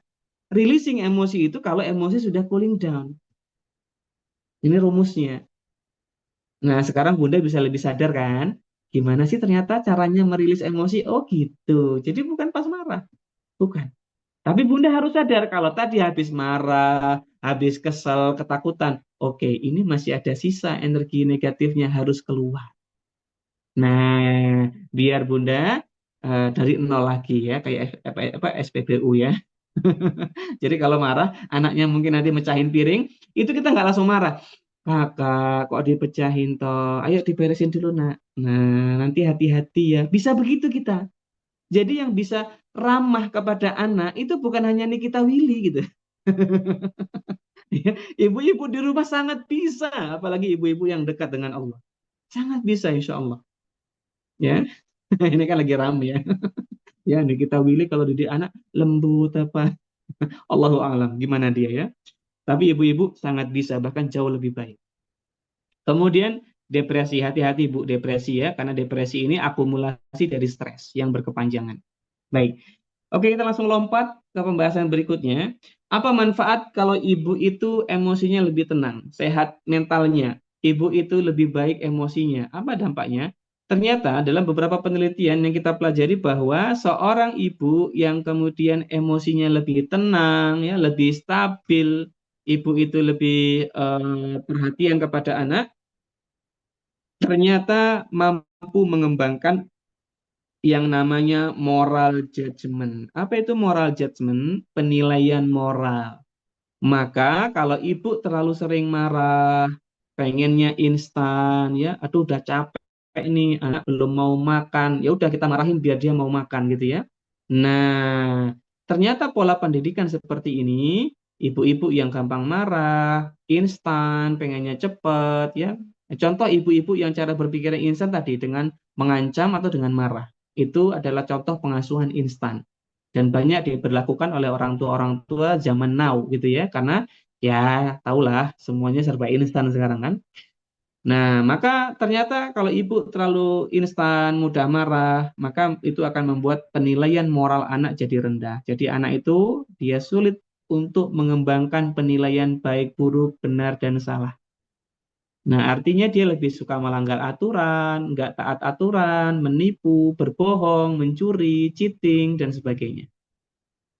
Nah, sebaliknya, kalau ibu lebih tenang, berusaha sabar, kalau anaknya dia tadi nggak mau makan, ibunya mungkin nadanya agak tinggi, tapi masih sabar nungguin. Ayo nak dibuka. Apalagi kalau sampai ngeng, pesawatnya terbang, ayo mangap. Nah, nah, ini ternyata membuat anak penilaian moralnya jadi lebih tinggi. Dia lebih sadar ya bahwa ada hal yang baik yang harus dikerjakan, hal buruk yang ditinggalkan ya. Jadi lebih mudah mendidik adab dan akhlaknya. Kemudian dalam hal ini ibu perlu menjadi pribadi yang berusaha stabil dan konsisten. Jangan sampai kondisi moodnya jadi susah dipahami oleh anak-anak. Sebaliknya ibu yang moodnya swing, naik turun, lebih cepat marah juga sedih, maka akan dicontoh oleh anak-anaknya. Dan tentunya pola ibu yang keras, pola ibu yang instan, mengancam, itu ternyata lebih sulit untuk mendidik anak jadi disiplin. Nah, ibu-ibu sering bingung kan, Kak Yogi kok susah bikin disiplin anak, saya sudah marah-marah. Oh iya, ibu yang keras dalam mendidik anak suka ngancam, suka bentak-bentak, ya, selalu ini bentak-bentak, selalu marah. Mungkin di usia awal anak-anak, antara anak 0 sampai dengan, maaf, 2 sampai dengan 9 tahun, atau mungkin 7 tahun, anak-anak itu bisa langsung nurut, karena takut. Tapi ketika anak di atas 7 tahun, pola ini nggak berlaku lagi. Anak justru menunjukkan sikap demotivasi dan mistrust sama ibunya. Akhirnya apa? Anak jadi nggak disiplin, susah patuh, dan itulah alasan kenapa anak kita sekarang kebanyakan itu kalau disuruh nggak mau langsung kerja, anak itu nggak mau segera melakukan. Mungkin dulu kita mendidiknya kurang sabar ya, dan ternyata yang dibutuhkan itu sabar dan tegas, bukan sabar saja tapi nggak tegas atau tegas saja tapi nggak sabar. Artinya sabar itu ketika anak salah, kita nggak berusaha marah-marah berlebihan, nggak berusaha mengancam, ya, nggak berusaha dengan pola-pola yang instan, tapi tetap tegas, aturan ya aturan harus ditegakkan.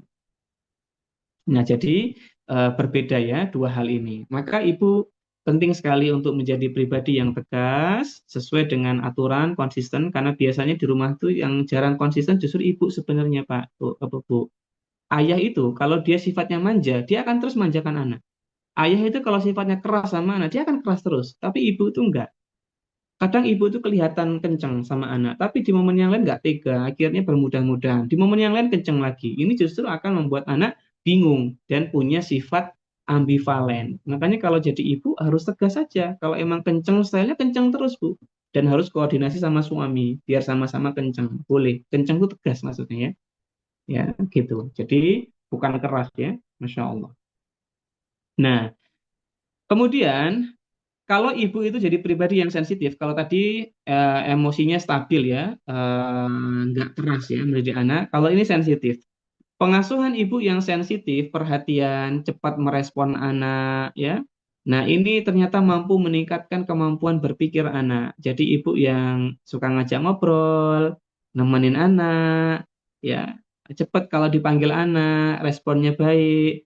Ternyata anak-anak jadi lebih sensitif juga. Dan ternyata ini mengembangkan yang namanya emergent metacognition dan inhibitory self-control. Ya, yang pertama, anak-anak itu lebih inisiatif, lebih punya perencanaan, kreativitasnya lebih bagus. Ya, kemampuan manajerialnya, mengontrol, mengaturnya jadi lebih baik dan juga mampu mengembangkan problem solving yang kita bahas di awal tadi. Kuncinya ibunya sensitif. Yang kedua, mengembangkan self control, pengendalian diri dan emosi anak jadi lebih bagus. Mungkin di usia 2 sampai dengan 7 tahun kita akan struggling para bunda. Karena biasanya fase-fase detail level 2 ya di usia 2 tahun ke atas ini benar-benar menguji kesabaran ibunya. Anak-anak itu ya mulai menentang, mulai banyak pengen eksplorasi karena fase autonomi ya, nggak pengen banyak diatur-atur, pengennya semaunya sendiri karena egosentris. Di usia 3 tahunan nanti mulai memunculkan perkataan-perkataan alien, bla bla bla bla bla. Padahal udah bisa ngomong tuh, ya itu ibunya jadi sebel lagi gitu kan kadang ya. Nah, ini ujian ibu ya. Tapi kalau sabar di fase ini, ya tetap teguh dengan aturan, tetap sabar, ya perhatiannya, sensitifnya, masya Allah. Ternyata nanti di usia 7 tahun, anak-anak akan menunjukkan hasilnya. Semoga Allah mudahkan. Nah, karena waktunya sudah jam 21, kita agak cepat lagi nih ya. Baik. Kita lanjut sesi tanya jawab saja ya Kak ya. Kayaknya sudah jam 9. Biar para bunda mungkin lebih banyak pertanyaan yang bisa dijawab, sekaligus nanti kita jawabnya juga dengan slide-slide kita yang 3 terakhir ini. Mungkin begitu Kak Dini, kita lanjut tanya jawab ya, silakan. Nah, silakan Kak. Baik, silakan para bunda bisa raise hand atau mungkin bisa menuliskan di kolom komentar. Hmm, Baik, ini dari Ibu Widya. Iya Kak, kalau marah cuma ditahan, nggak disalurkan atau harus dilepas, kadang ta'awud aja, berasa nggak mempan, jadi selanjutnya jadi sakit kepala. Kadang harus teriak, dibekep, bantal, biar nggak disangka gila kalau orang dengar. Betul Bu. Dan kasus yang Ibu Widya ceritakan ini bisa jadi bukan Ibu Widya yang mengalami ya, mungkin pengalaman orang lain yang Ibu Widya ceritakan.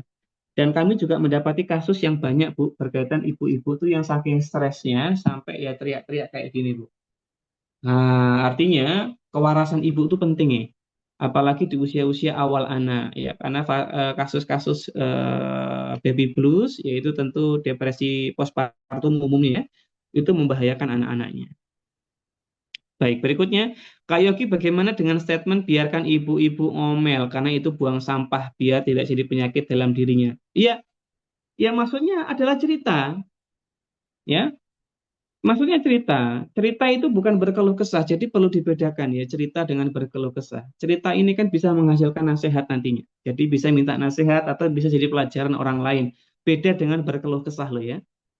Nah, bedakan dua hal itu. Berkeluh kesah itu ya kita tidak bersyukur, kita kemudian tidak sabar. Ya, itu ada 2 poin itu ya, nggak sabar, nggak bersyukur itu berkeluh kesah. Ya atau kita merasa menyerah dan sebagainya. Tapi ketika kita bercerita ya tentang apa yang kita rasakan, lalu kemudian nanti diakhiri dengan kita minta nasihat, itu oke, kita minta nasihat biar orang memberi nasihat sesuai porsinya. Nah, jadi bercerita itu boleh ya, apalagi kalau kepada suami, kepada ustadzah ya atau mungkin guru kita itu boleh karena kita minta nasihat dan itu benar-benar bisa eh, releasing negatif emotion tadi. Itu benar. Tapi kalau ibu-ibu ngomel itu tidak. Apalagi kalau ngomelnya toksik. Kamu itu anak sudah dibesarkan nggak tahu bersyukur. Ibu tuh capek tahu nggak? Kamu tahu nggak ibu tuh begini begini begini. Itu kan adalah keinginan dirinya untuk dipahami. Keinginan dirinya untuk dimengerti dan banyak akhirnya orang itu mengancam ya ibumu tuh harus dihormati, kamu tuh harusnya menghormatin ibu, tau nggak, ibu ini adalah pintu surga, ngapain memaksa anak seperti itu, bukan begitu caranya untuk dihormati oleh anak, bukan. Ya, tunjukkan cintanya, mana konsistennya. Itu kalau ibu mau dihormati oleh anak-anaknya, bukan memaksa anak, kamu tuh harus menghormatin ibu. Ngapain? Narsis sekali. Ya, nggak perlu begitu gitu ya. Jadi kalau ngomel-ngomel dan sebagainya, asalkan ngomelnya berfaedah ya, bawa-bawa dalil, ya nggak apa-apa. Ngomel-ngomel seperti itu Bu. Tapi kalau ngomel-ngomel yang kemudian toksik justru bahaya buat anak-anak. Ya intinya ibu-ibu ngobrol, mengeluarkan isi hatinya, yaitu membantu. Ya, dan makanya pentingnya orang itu menjadi pendengar, karena mendengarkan cerita orang itu membantu orang untuk releasing emosi negatif. Masya Allah ya, dibully. Berikutnya, Assalamualaikum Kak Yogi, izin bertanya, gimana kalau kita kurang sabar menghadapi anak yang tidak suka makan syukron? Iya, yang makan itu kebutuhan anak, para bunda sekalian. Ya, sehingga kalau anak itu tidak suka makan, ikhtiar terbaik orang tua adalah pertama berusaha konsultasi dengan ahli gizi ya. Karena ini yang beliau-beliau para ahli gizi yang lebih menguasai ilmunya. Bagaimana em, memahami anak, karakter anak, bagaimana kalau anak susah makan, berarti solusinya menu makannya seperti apa ya. Itu insya Allah beliau-beliau yang lebih paham ilmunya. Tapi dalam sisi sudut pandang psikologis, tugas ibu itu sebenarnya gini Bu, di antara penyebab anak itu kurang suka makan, sebenarnya ya selain karena faktor biologis, karena faktor ya makanan, banyak faktornya, salah satunya faktor mental. Beberapa anak yang nggak suka makan, dulu pengalaman kami ketika praktek di puskesmas ya, menghadapi anak-anak yang GTM, ternyata banyak di antara mereka itu yang ternyata mengalami stres Bu. Kok bisa Kak? Iya, anak-anak itu ya beberapa fase ya, ketika fase pasca. Jadi ada fase pertama, pasca apa namanya MPASI ya, di sebulan setelahnya atau 2 bulan setelahnya itu anak akan agak susah makannya. Nah, tapi ini orang tua perlu berusaha membiasakan di jamnya saja. Kemudian ya variasi makanan tentu ya, terus tidak memaksa anak. Bahaya sekali memaksa anak makan di usia-usia ini. Lebih baik konsultasi daripada memaksa anak. Jadi banyak orang tua zaman dulu sering memaksa anaknya dijejel-jejelin, ya, dimarah-marahi ya di fase-fase 8 bulan, 9 bulan sampai dengan 18 bulan. Ini bukan fase dipaksa makan. Justru anak-anak di fase ini kalau dipaksa makan dia jadi trauma, jadi stres, jadi takut ya. Dan itu menyebabkan di usia berikutnya jadi semakin sulit makannya. Dan ini justru mengganggu fase perkembangan seksualnya yang disebut fase oral. Jadi nggak bagus ternyata menurut penelitian itu kalau anak dipaksa-paksa dijejel-jejeli makan, Bu. Ya, jadi kalau anak nggak mau makan, Bunda, ya memang itu stres banget bagi ibu. Kami bisa memahaminya, sangat stres ibu-ibu itu. Ya, kita sebagai bapak juga stres ya melihat itu. Dan dulu ketika kita praktek melihat ibu-ibu yang anaknya GTM, ya Allah, kasihan sekali. Bahagianya ibu itu ada pada bahagianya anak loh. Anak senang makan, mainnya bagus, tertawa, ceria, ibu itu jadi terbawa bahagia. Tapi ketika anak nggak mau makan dan sebagainya, ibunya khawatir. Nah, agar ibu tidak khawatir, maka solusinya tadi, pertama, konsultasi kepada ahlinya. Ini akan membuat rasa tenang di hati kita. Dan yang kedua, ada fase-fase usia tadi, memang mereka agak sulit makan. Nah, jadi ada tips dan triknya. Mungkin ibu-ibu sudah belajar, Masya Allah, Barakallahu fikum. Yang ketiga, coba ibu periksa dulu kondisi kesehatan anaknya. Bu, nggak harus ke psikolog, kita juga bisa. Bagaimana kita membersamai dia main, bagaimana kita membersamai dia kegiatan, bikin dia happy, bikin dia seneng. Nah, ternyata kalau anak itu sering dibikin happy, senang, main sama orang tua, ceria ya.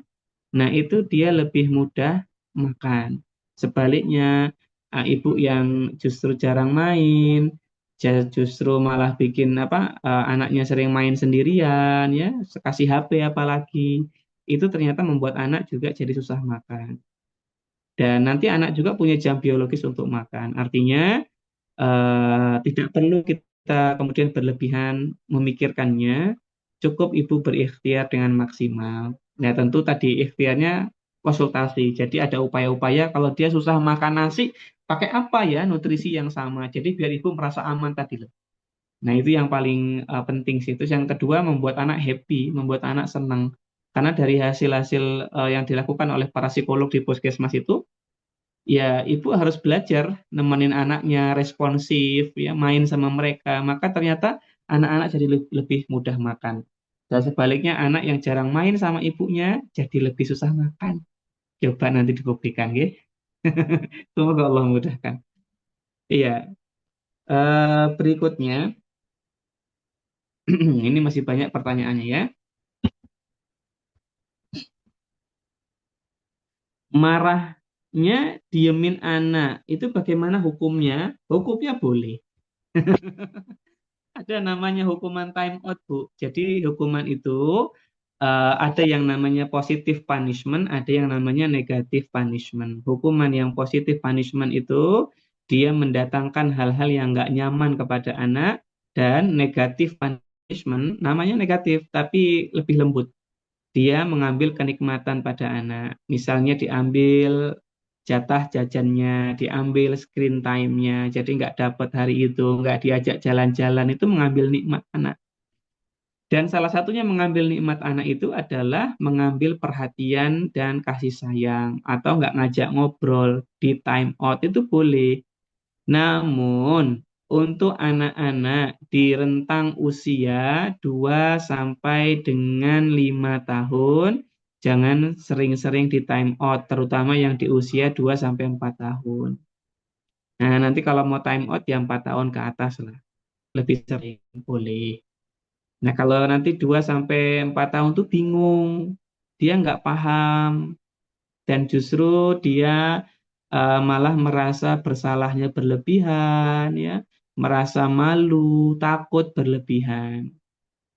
Nah, kalau mau time out anak ya di usia 4 tahun ke atas atau di 5 tahun boleh. Dan nanti dijelaskan kenapa Bunda men-time out. Jadi tidak apa-apa, silakan.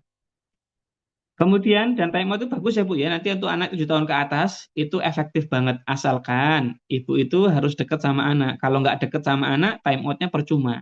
Anak nggak merasa dihukum. Jadi kalau mau time out anak, ya ibunya harus dekat, menunjukkan cinta, kasih sayang, ya. Jadi anak tuh kalau nggak ada itu lagi kehilangan. Nah, lalu berikutnya bagaimana agar mudah berkomunikasi dengan suami karena sifat bawaannya selalu memendam ketika ada masalah. Jadi ini kita jawab agak singkat saja. Bunda, coba lebih perhatian ke suami saja, terus berikan perhatian, berikan apa namanya, pengertian, lalu tunjukkan rasa cinta dengan melayani, ya, menyediakan minum, makan, pakaian, ya. Lebih maksimal melayani suami. Hal-hal yang disenangi suami kita coba usahakan. Misalnya pengen rumah bersih, ya bersih terus, ya. Nah, ini nanti lama-lama akan membuka hati suami, karena teorinya ketika manusia itu merasa dicintai, ya, merasa dipahami, dihargai, maka dia akan menunjukkan perhatian yang lebih besar kepada orang yang menunjukkan itu. Dan tentunya dia akan belajar menunjukkan cintanya yang lebih besar kepada orang tersebut. Jadi Bunda ikhtiar saja.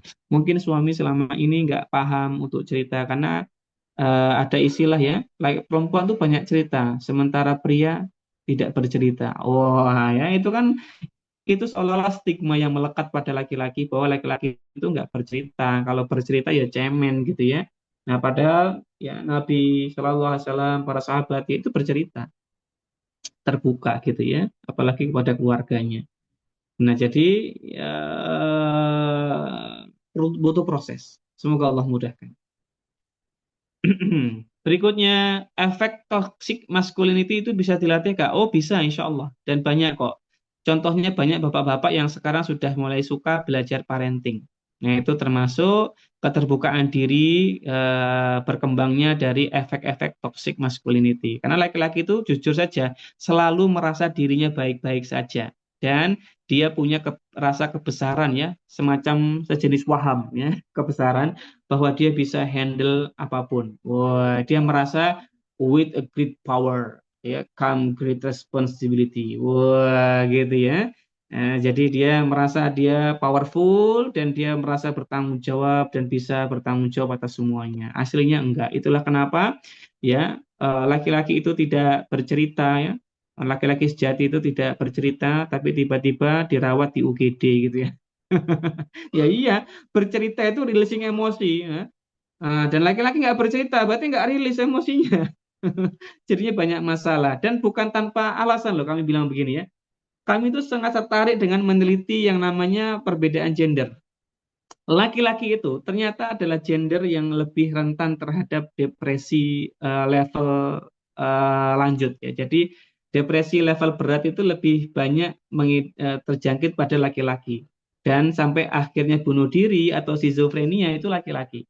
Jadi gampangnya ibu-ibu kalau dulu waktu kecil, ya zaman dulu ya, kalau sekarang itu ODGJ lebih jarang karena banyak lembaga-lembaga sosial kita lebih maju untuk mengakomodasi mereka. Tapi zaman dulu coba lihat ODGJ di jalan-jalan itu banyaknya laki-laki apa perempuan? Ibu-ibu bisa menilai lah, ya. Ya, banyak siapa Bu? Laki-laki apa perempuan ODGJ Bu? Di jalan ya. Laki-laki, perempuan tuh jarang. Dan nanti di rumah sakit juga sama, ibu-ibu juga bisa lihat data prevalensinya di data Kemenkes. Silakan, laki-laki banyak datanya, apalagi di WHO. Laki-laki itu lebih rentan loh terhadap masalah mental aslinya karena efek toxic masculinity. Ya, jadi contohnya aja, ibu-ibu itu kalau sakit demam itu masih bisa masak, ngepel rumah, ngasuh anak, yang antar sekolah anak. Tapi laki-laki kalau demam bikin surat wasiat, Bu. Ya, itu contohnya. Jadi mentalnya langsung down itu lagi-lagi kalau sakit itu. Itu karena kan mentalnya. Fisiknya nggak seberapa, mentalnya. Ya, jadi itu efek toxic masculinity sebenarnya. Banyak lah efeknya. Kalau kita mau bahas ya tentang gender laki-laki itu sebetulnya punya banyak kekurangan juga. Ya, dan ini harus dipahami oleh istri sebenarnya. Karena untuk modal memahami suaminya, biar nggak mudah memutuskan suaminya itu begini begitu enggak ya. Jadi memang perlu pemahaman lebih banyak agar kita lebih sabar. Jadi bisa, bisa insya Allah untuk apa namanya diperbaiki. Bagaimana caranya biar anak menjadi peka kepada anak, ayah biar peka kepada anak dan tidak meniru pengasuhan sebelumnya toksik. Ya bundanya lebih tadi ya perhatian kepada suami dulu saja. Nanti kalau sudah bisa masuk ke suaminya pelan-pelan.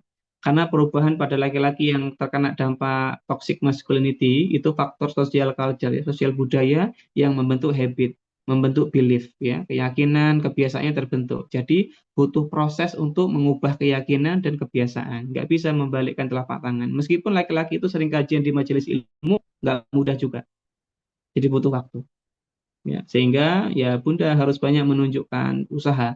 Kita yang sadar nggak apa-apa. Ya, kita itu kalau berusaha dengan maksimal, insya Allah pahalanya lebih besar. Al jaza min jinsil amal. Ya, jadi amalan yang kita dapatkan itu sesuai dengan ikhtiar atau usaha yang kita lakukan. Jadi Bunda jangan merasa bahwa kok kita yang berjuang sendirian ya enggak. Justru ketika Bunda berjuang itu Allah melihat, Allah bantu. Ya. Nah, jadi Allah tulis ya, maksudnya Allah tuh ingat gitu ya dengan kebaikan kita sehingga Allah balas. Jadi nggak usah khawatir. Kemudian berikutnya, Assalamualaikum Kak. Bagaimana Kak kalau kita saat ini diuji dengan fisik yang tidak baik? Bagaimana cara kita menjalani kehidupan ini dengan tetap memiliki mental yang baik untuk mendidik anak-anak? Mohon petunjuknya Kak. Yang pertama ya Bunda, semoga Allah berikan kebaikan yang banyak kepada Bunda dan keluarga. Terus yang kedua, tentu banyak ya untuk duduk di majelis ilmu atau mungkin banyak menyimak kajian-kajian ulama kita tentang tauhid, ya akidah ya. Tentu ini akan membuat kita semakin kokoh di atasnya dan tentu akan membuat kita lebih percaya diri. Karena tidaklah seorang itu percaya diri melainkan dengan ilmu, ya. Dan tidaklah seorang itu merasa aman melainkan dengan ketakwaannya kepada Allah Subhanahu wa taala. Maka ya Bunda meningkatkan ilmunya, meningkatkan ketakwaannya, ini yang menjadi salah satu jalan dan motivasi terbaik yang bisa kami berikan. Itu saja, karena kan kita tidak punya apa-apa di dunia ini sejatinya ya. Yang kita miliki ya peluang untuk menghasilkan banyak kebaikan untuk akhirat kita. Jadi yang Bunda bisa fokuskan saat ini adalah bagaimana menjadi seorang ibu yang berusaha mencari bekal untuk kebaikan dirinya dan keluarganya di akhir. Jadi itu adalah motivasinya Bunda ya dengan keterbatasan yang dimiliki ya karena tadi ya kita pun semuanya nggak punya apa-apa di dunia. mudah bagi Allah untuk mengambilnya ya. Dan ya tentunya yang kita harus persiapkan adalah banyaknya kebaikan-kebaikan yang bisa kita lakukan. Nah, maka lakukan kebaikan sesuai dengan kemampuan Bunda. Fattaqullaha mastata'tum ya. Bertakwalah kalian kepada Allah semampu kalian. Kemudian berikutnya, ini sampai jam 21.30 insya Allah ya. Bismillah Kak Yuki, anak sekarang usia 4 tahun. Kadang masih suka kelepasan marah karena harus urus juga adiknya yang usia 1 tahun. Saat ini masih berusaha untuk terus mengupgrade diri lebih baik. Apakah anak saya nanti usia 7 atau 9 tahun masih kebawa emosi ibunya?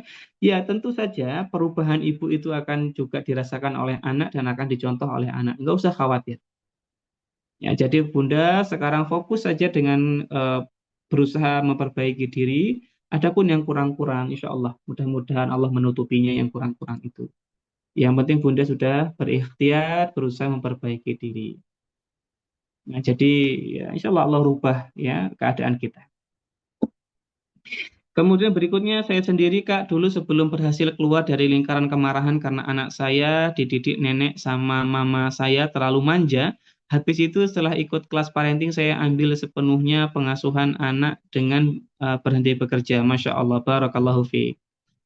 Kak, suami saya suka bercerita tentang masa lalu saat remajanya sebagai seorang istri. Dengarkan saja tanpa berkomentar atau gimana Kak? Iya, dengarkan tanpa berkomentar tapi menunjukkan ekspresi penghargaan tuh boleh Bu.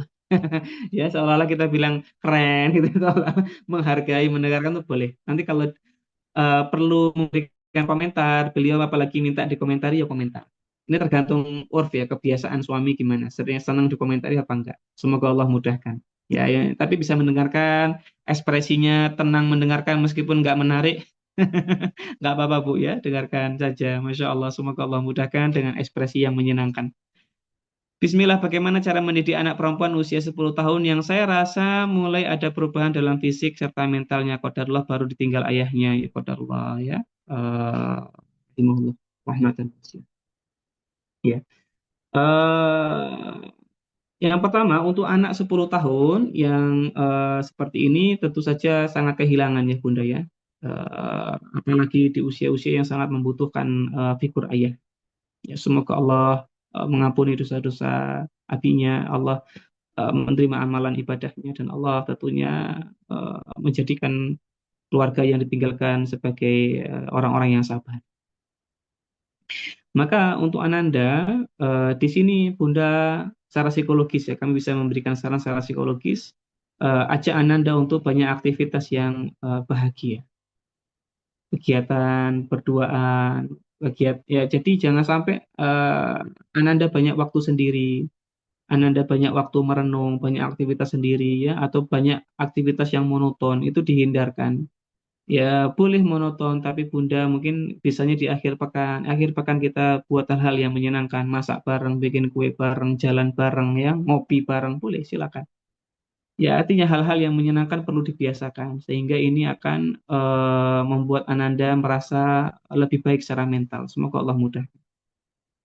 Kemudian yang kedua, biasakan Ananda dengan hal-hal yang baik karena ketika anak-anak mengalami kondisi trauma atau kondisi sedih yang mendalam ya itu akan memunculkan perilaku tidak produktif sehingga Bunda tetap motivasi beliau ya untuk produktif dalam hal-hal yang baik ya.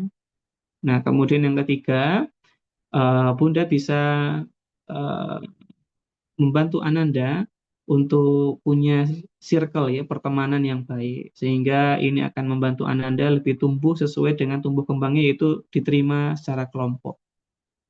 Jadi perlu lingkungan yang baik, teman-teman yang dekat ya. Dan Bunda bantu boleh. Ya, Bunda create lingkungannya boleh juga. Untuk awal-awal boleh. Semoga Allah mudah. Baik, 5 menit lagi. Kita agak cepat ya. Bismillah Kak Yogi izin bertanya gimana kalau liburan gini kedatangan ortu. Ketika anak-anak menangis, kakek sering tersinggung, katanya nangis terus. Apa karena kedatangan kami ngomong ke nenek gitu ya? Bagaimana menanggapinya, Kak? Apakah anak nangis karena ibu yang padahal memang anaknya menangis karena jarang dekat dengan adik, jarak dekat dengan adik. Sharingnya memang sering ribut, nangis, main bareng.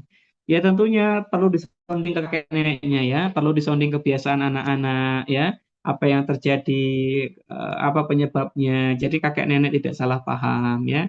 Dan tentunya meminta maaf kalau anak-anak masih rewel dan sebagainya karena sedang berusaha untuk memberikan pengasuhan yang baik ya, berusaha membentuk disiplinnya, mohon pengertiannya. Tapi tentunya tunjukkan sikap yang tenang, yang nyaman, sesuai kemampuan kita ya, ke kakek neneknya. Nah, intinya disounding saja dulu Bu ya, semoga Allah mudahkan. Ya, anak-anak juga disounding kalau ada kakek neneknya, mudah-mudahan lebih tenang. Kalaupun mereka belum bisa, namanya anak-anak, mudah-mudahan kakek neneknya bisa lebih paham. Baik, demikian dulu mungkin ya, karena banyak pertanyaan Bu Qadarullah ya, jadi belum bisa menjawab dengan detail sekali. Bismillah Kak, bagaimana dengan kesulitan untuk mengeluarkan kekesalan? Kalau marah nggak bisa, kalau dipendam sakit ulu hati, akhirnya sering menjadi bom waktu. Ya tadi Bu, jadi kalau marah itu kita memang tugas kita adalah menahan diri, ya, menahan diri, meregulasi diri. Nanti kalau sudah, Ibu bisa melakukan aktivitas yang Ibu sukai, entah itu olahraga, entah itu aktivitas keterampilan, mau memasak, mau apapun boleh, ya. Atau yang kita sukanya nonton hiburan di YouTube, ya silakan. Ibu misalnya hobinya hiking, traveling, ya, atau mungkin kuliner, itu boleh sekali. Jadi hal-hal yang kita sukai sesuai dengan minat kita, ya, sesuai dengan passion kita, kita merasa bahagia sekali mengerjakannya, ya, kumpul dengan teman, ngobrol, itu dilakukan karena itu yang nantinya akan mengurai emosi-emosi negatif, rasa kesal tadi, ya. Jadi nggak jadi bom waktu. Semoga Allah mudahkan. Kemudian berikutnya metode time out itu seperti apa Kak Yogi? Boleh dijabarkan? Metode time out itu pertama kaidahnya Bunda harus menunjukkan kasih sayang dulu sama anak, perhatian, nemenin main, ngajak ngobrol, sering negur anak, peluk, cium, 5 bahasa cinta diberikan lah, ya. Word affirmation ya, ungkapan lisan, waktu berkualitas, main sama anak, sentuhan, hadiah, servis, tunjukkan semua. Nanti yang kedua, Ibu bisa membuat kesepakatan. Nah, ya misalnya kan dia umurnya 4 tahun ya atau 5 tahun. Nah, nanti jangan suka pukul-pukul adik ya. Kalau pukul-pukul adik, adiknya jadi sakit, kasihan ya. Terus bunda juga tidak suka. Bunda nanti bisa marah nak. Kalau bunda sudah marah, nanti kakak ini ya main sendiri ya. Bunda diamkan, bunda nggak ajak ngobrol ya sampai kakak nanti minta maaf dan sadar. Jadi kalau pengen bunda ngobrol lagi, kakak minta maaf gitu ya.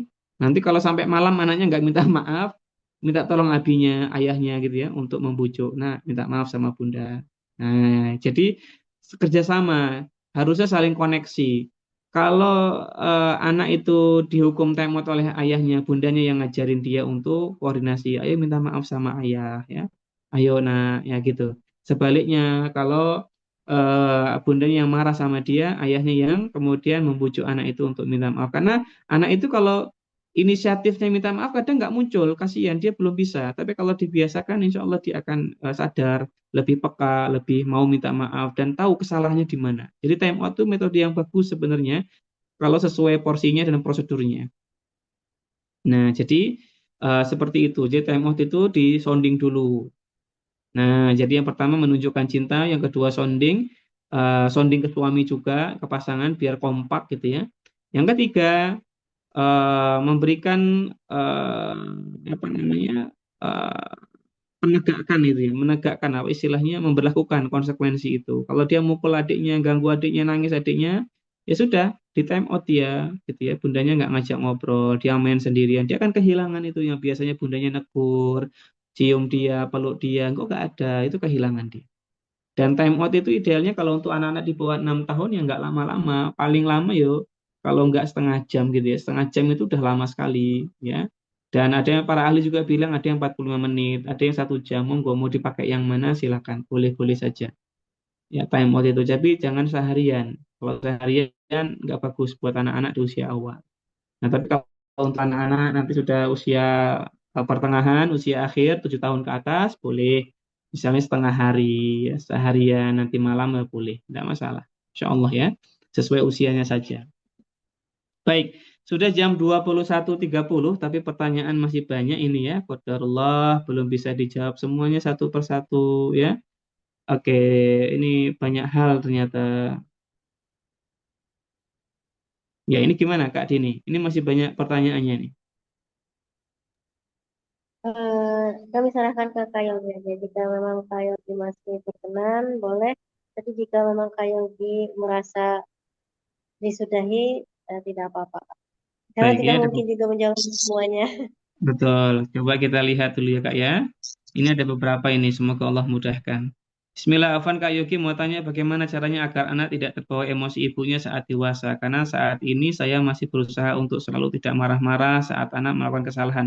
Sesekali marah boleh Bu. Jadi bukan mutlak nggak boleh marah ya. Berat ibu itu kalau nggak boleh marah. Dan marah itu juga bagian dari pengasuhan loh.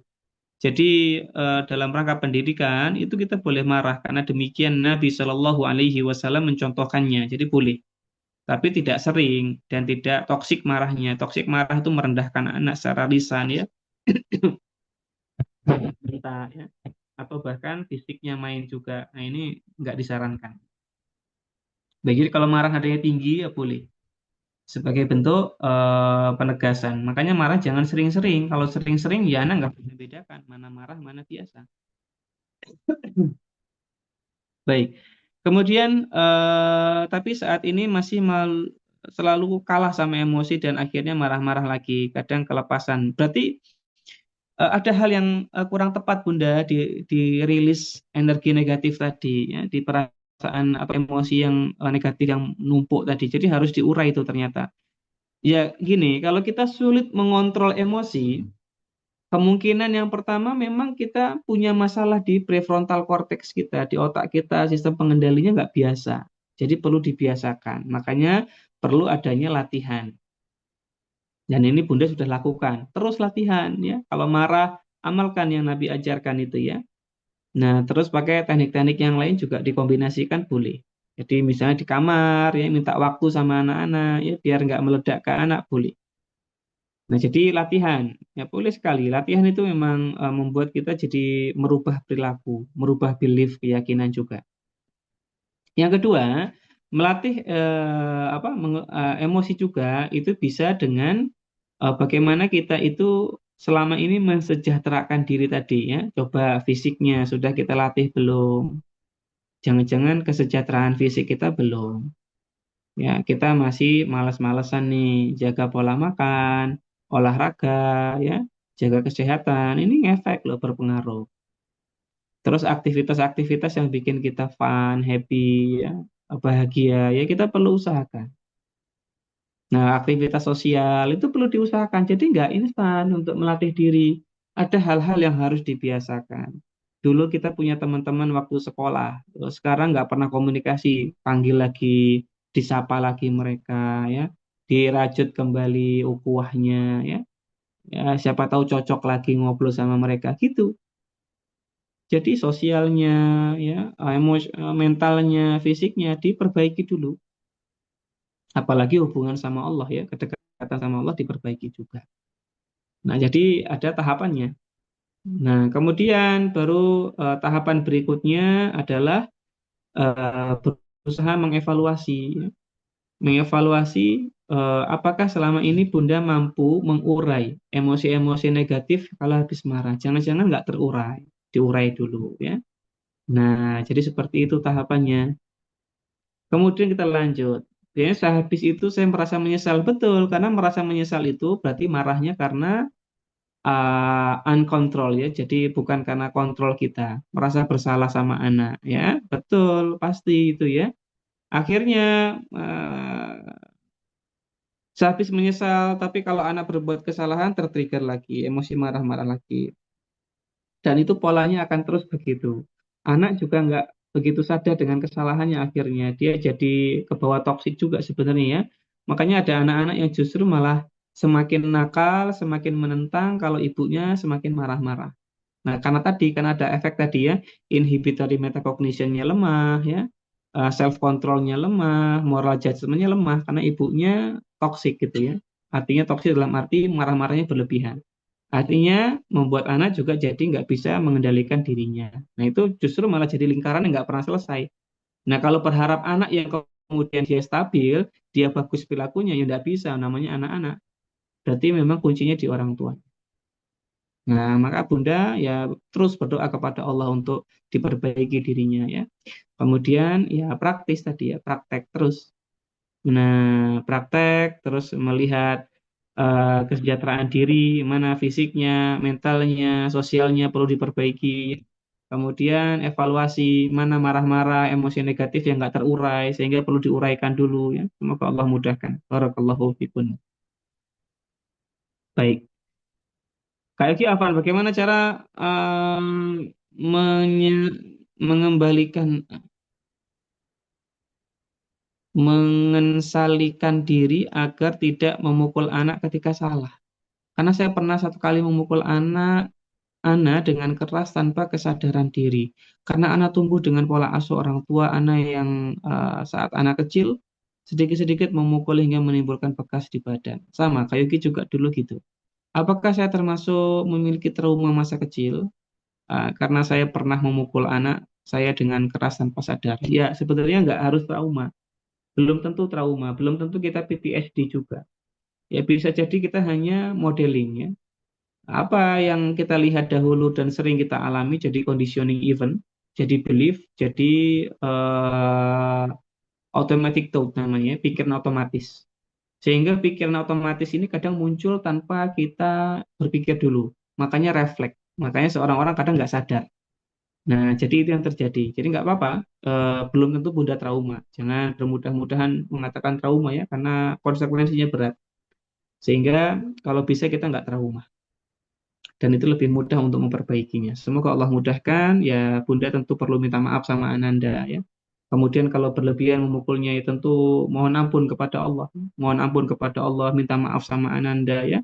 Dan tentunya berusaha menunjukkan kasih sayang yang besar, namun tetap tidak meninggalkan disiplin atau aturannya. Baik, mungkin demikian Kak Dini yang bisa kita jawab di malam hari ini. Masya Allah ya. Antusias sekali para bunda untuk bertanya pada malam hari ini. Sangat banyak pertanyaan, baik yang umum maupun yang chat pribadi, personal message. Kami mohon maaf karena tidak semua pertanyaan bisa dijawab dengan sepenuhnya ataupun dijawab dengan sempurna. Ya, kami mohon maaf sekali kalau ada kekurangan dalam tanya jawab ini. Adapun hal-hal yang kurang berkenan yang kami sampaikan mohon dimaafkan. Intinya adalah ibu-ibu itu punya banyak kebaikan untuk anak-anaknya. Sehingga ibu ini menjadi tanah yang subur untuk menumbuhkan tanaman atau anak-anaknya menjadi lebih baik. Maka sebagaimana tanah yang baik menumbuhkan tanaman yang baik, maka anak-anak yang baik juga membutuhkan seorang ibu yang baik. Maka tugas kita adalah berusaha semampunya, karena memang kita juga tidak berangkat dari kondisi yang ideal. Kita tidak bisa memilih kan, bagaimana kita dilahirkan, siapa yang mengasuh kita, ya, bagaimana cara pengasuhannya, tidak bisa. Tapi ternyata ketika kita sudah punya kontrol terhadap diri kita punya pilihan untuk memperbaiki hal-hal yang ada pada diri kita. Dan menurut penelitian psikologi, bahwasannya faktor diri, kesadaran diri adalah faktor terbesar untuk mengubah kepribadian seseorang. Artinya, kita dulu boleh saja punya pengasuhan, pengalaman diasuh nggak bagus oleh orang tua. Kita dulu pernah punya trauma dibully oleh teman-teman. Kita nggak minta itu. Tapi kesadaran diri itu membuat kita keluar dari rasa tidak nyaman, trauma, dan mengubah diri kita jadi lebih baik. Artinya dalam penelitian yang lain, kecerdasan emosional itu mampu dipengaruhi karena faktor spiritualitas, religiositas, dan faktor kesadaran diri. Maka sudah uh, menjadi harapan kita bahwasanya kita tidak bisa merubah masa lalu kita. Tapi insya Allah kita bisa merubah apa yang ada di hadapan kita. Maka semoga Allah mudahkan kita untuk berubah, termasuk Kak Yogi juga, untuk menjadi pribadi yang lebih baik. Ya, karena ini merupakan usaha kita, ikhtiar kita, dan tentunya Allah yang kemudian akan memberikan hasilnya. Maka teruslah bertawakal kepada Allah, minta kepada Allah untuk banyak kebaikan-kebaikan pada diri kita. Jazakunallahu khairan barakallahu fikunna. Demikian para bunda sekalian, pembahasan kita. Semoga kita bisa menjadi seorang ibu yang menjadi contoh teladan yang baik untuk anak-anaknya, menjadi tempat yang anak-anak bisa merasa aman dan nyaman, dan tentunya menjadi seorang ibu yang mampu memberikan pendidikan yang baik kepada anak-anaknya. Biiznillah. Demikian Kak Dini, semoga Allah mudahkan kita terus istiqomah di atas agama Allah. Amin, amin. Akhirul ta'wana Masya alhamdulillah rabbil Allah. alamin. Kita kembalikan kepada Kak Dini. Silakan. Nah, Alhamdulillah sudah kita selesaikan kegiatan webinar kita malam ini. Jazakallah khairan untuk Kak Yogi yang sudah meluangkan waktunya membersamai kami dalam memperbaiki diri sebagai orang tua, terutama seorang.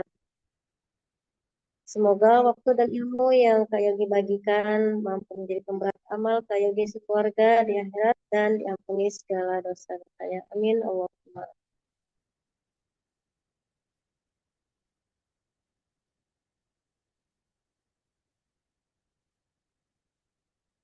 Baik, Kak Yogi, jika memang ingin meninggalkan room Zoom, kami persilahkan karena setelah ini ada satu kegiatan lagi dari kami yaitu pembacaan rules dan pertanyaan giveaway. Masya Allah. Terima kasih Kak Dini sudah memandu acara di malam hari ini. Mohon maaf banyak hal yang mungkin kurang berkenan. Terima kasih para bunda sekalian. Mohon izin untuk pamit untuk meninggalkan ruang Zoom. Wassalamualaikum warahmatullahi wabarakatuh. Waalaikumsalam warahmatullahi wabarakatuh. Baik untuk para ayah dan bunda yang masih bertahan di ruang Zoom, pertanyaan, rules dan pertanyaan akan kami share di kolom komentar ya. Untuk mempersingkat waktu, karena ini sudah mau hampir jam 10, jadi kami share di kolom komentar saja. Silahkan di screenshot dan nanti mohon dijawab pertanyaan-pertanyaannya ya. Sebentar, pertanyaannya ini silahkan di screenshot. Untuk rulesnya gampang, insya Allah gampang sekali. Cukup mention Instagram Rumah Quran Az-Zahra Sampit. Hanya itu saja, biar kami mengetahui siapa-siapa saja yang sudah menjawab pertanyaan dari giveaway ini. Insya Allah akan ada 3 pemenang yang akan kami pilih, masing-masing mendapatkan voucher senilai 50.000 rupiah. Jazakallah khairan untuk antusias para peserta webinar malam hari ini. Semoga selalu Allah istiqomahkan kita dalam menuntut ilmu dan beribadah. Dan Allah mudahkan pula kita dalam melakukan kebaikan-kebaikan lainnya. Kita tutup halaqah kita dengan sama-sama membaca hamdalah. Alhamdulillahirabbil alamin. Kemudian kita sama-sama beristighfar kepada Allah karena kita tidak pernah tahu dosa apa yang sudah kita lakukan selama bermajelis ilmu. Astagfirullahaladzim, astagfirullahaladzim, astagfirullahaladzim. Kafaratul majelis, subhanakallahumma wa bihamdika asyhadu an la ilaha illa anta astaghfiruka wa atubu ilaik. Kurang lebihnya saya mohon ampun kepada Allah Subhanahu wa taala jika ada kebenaran itu dari Allah, jika ada kekurangan dan keburukan maka itu dari diri saya pribadi. Assalamualaikum warahmatullahi wabarakatuh.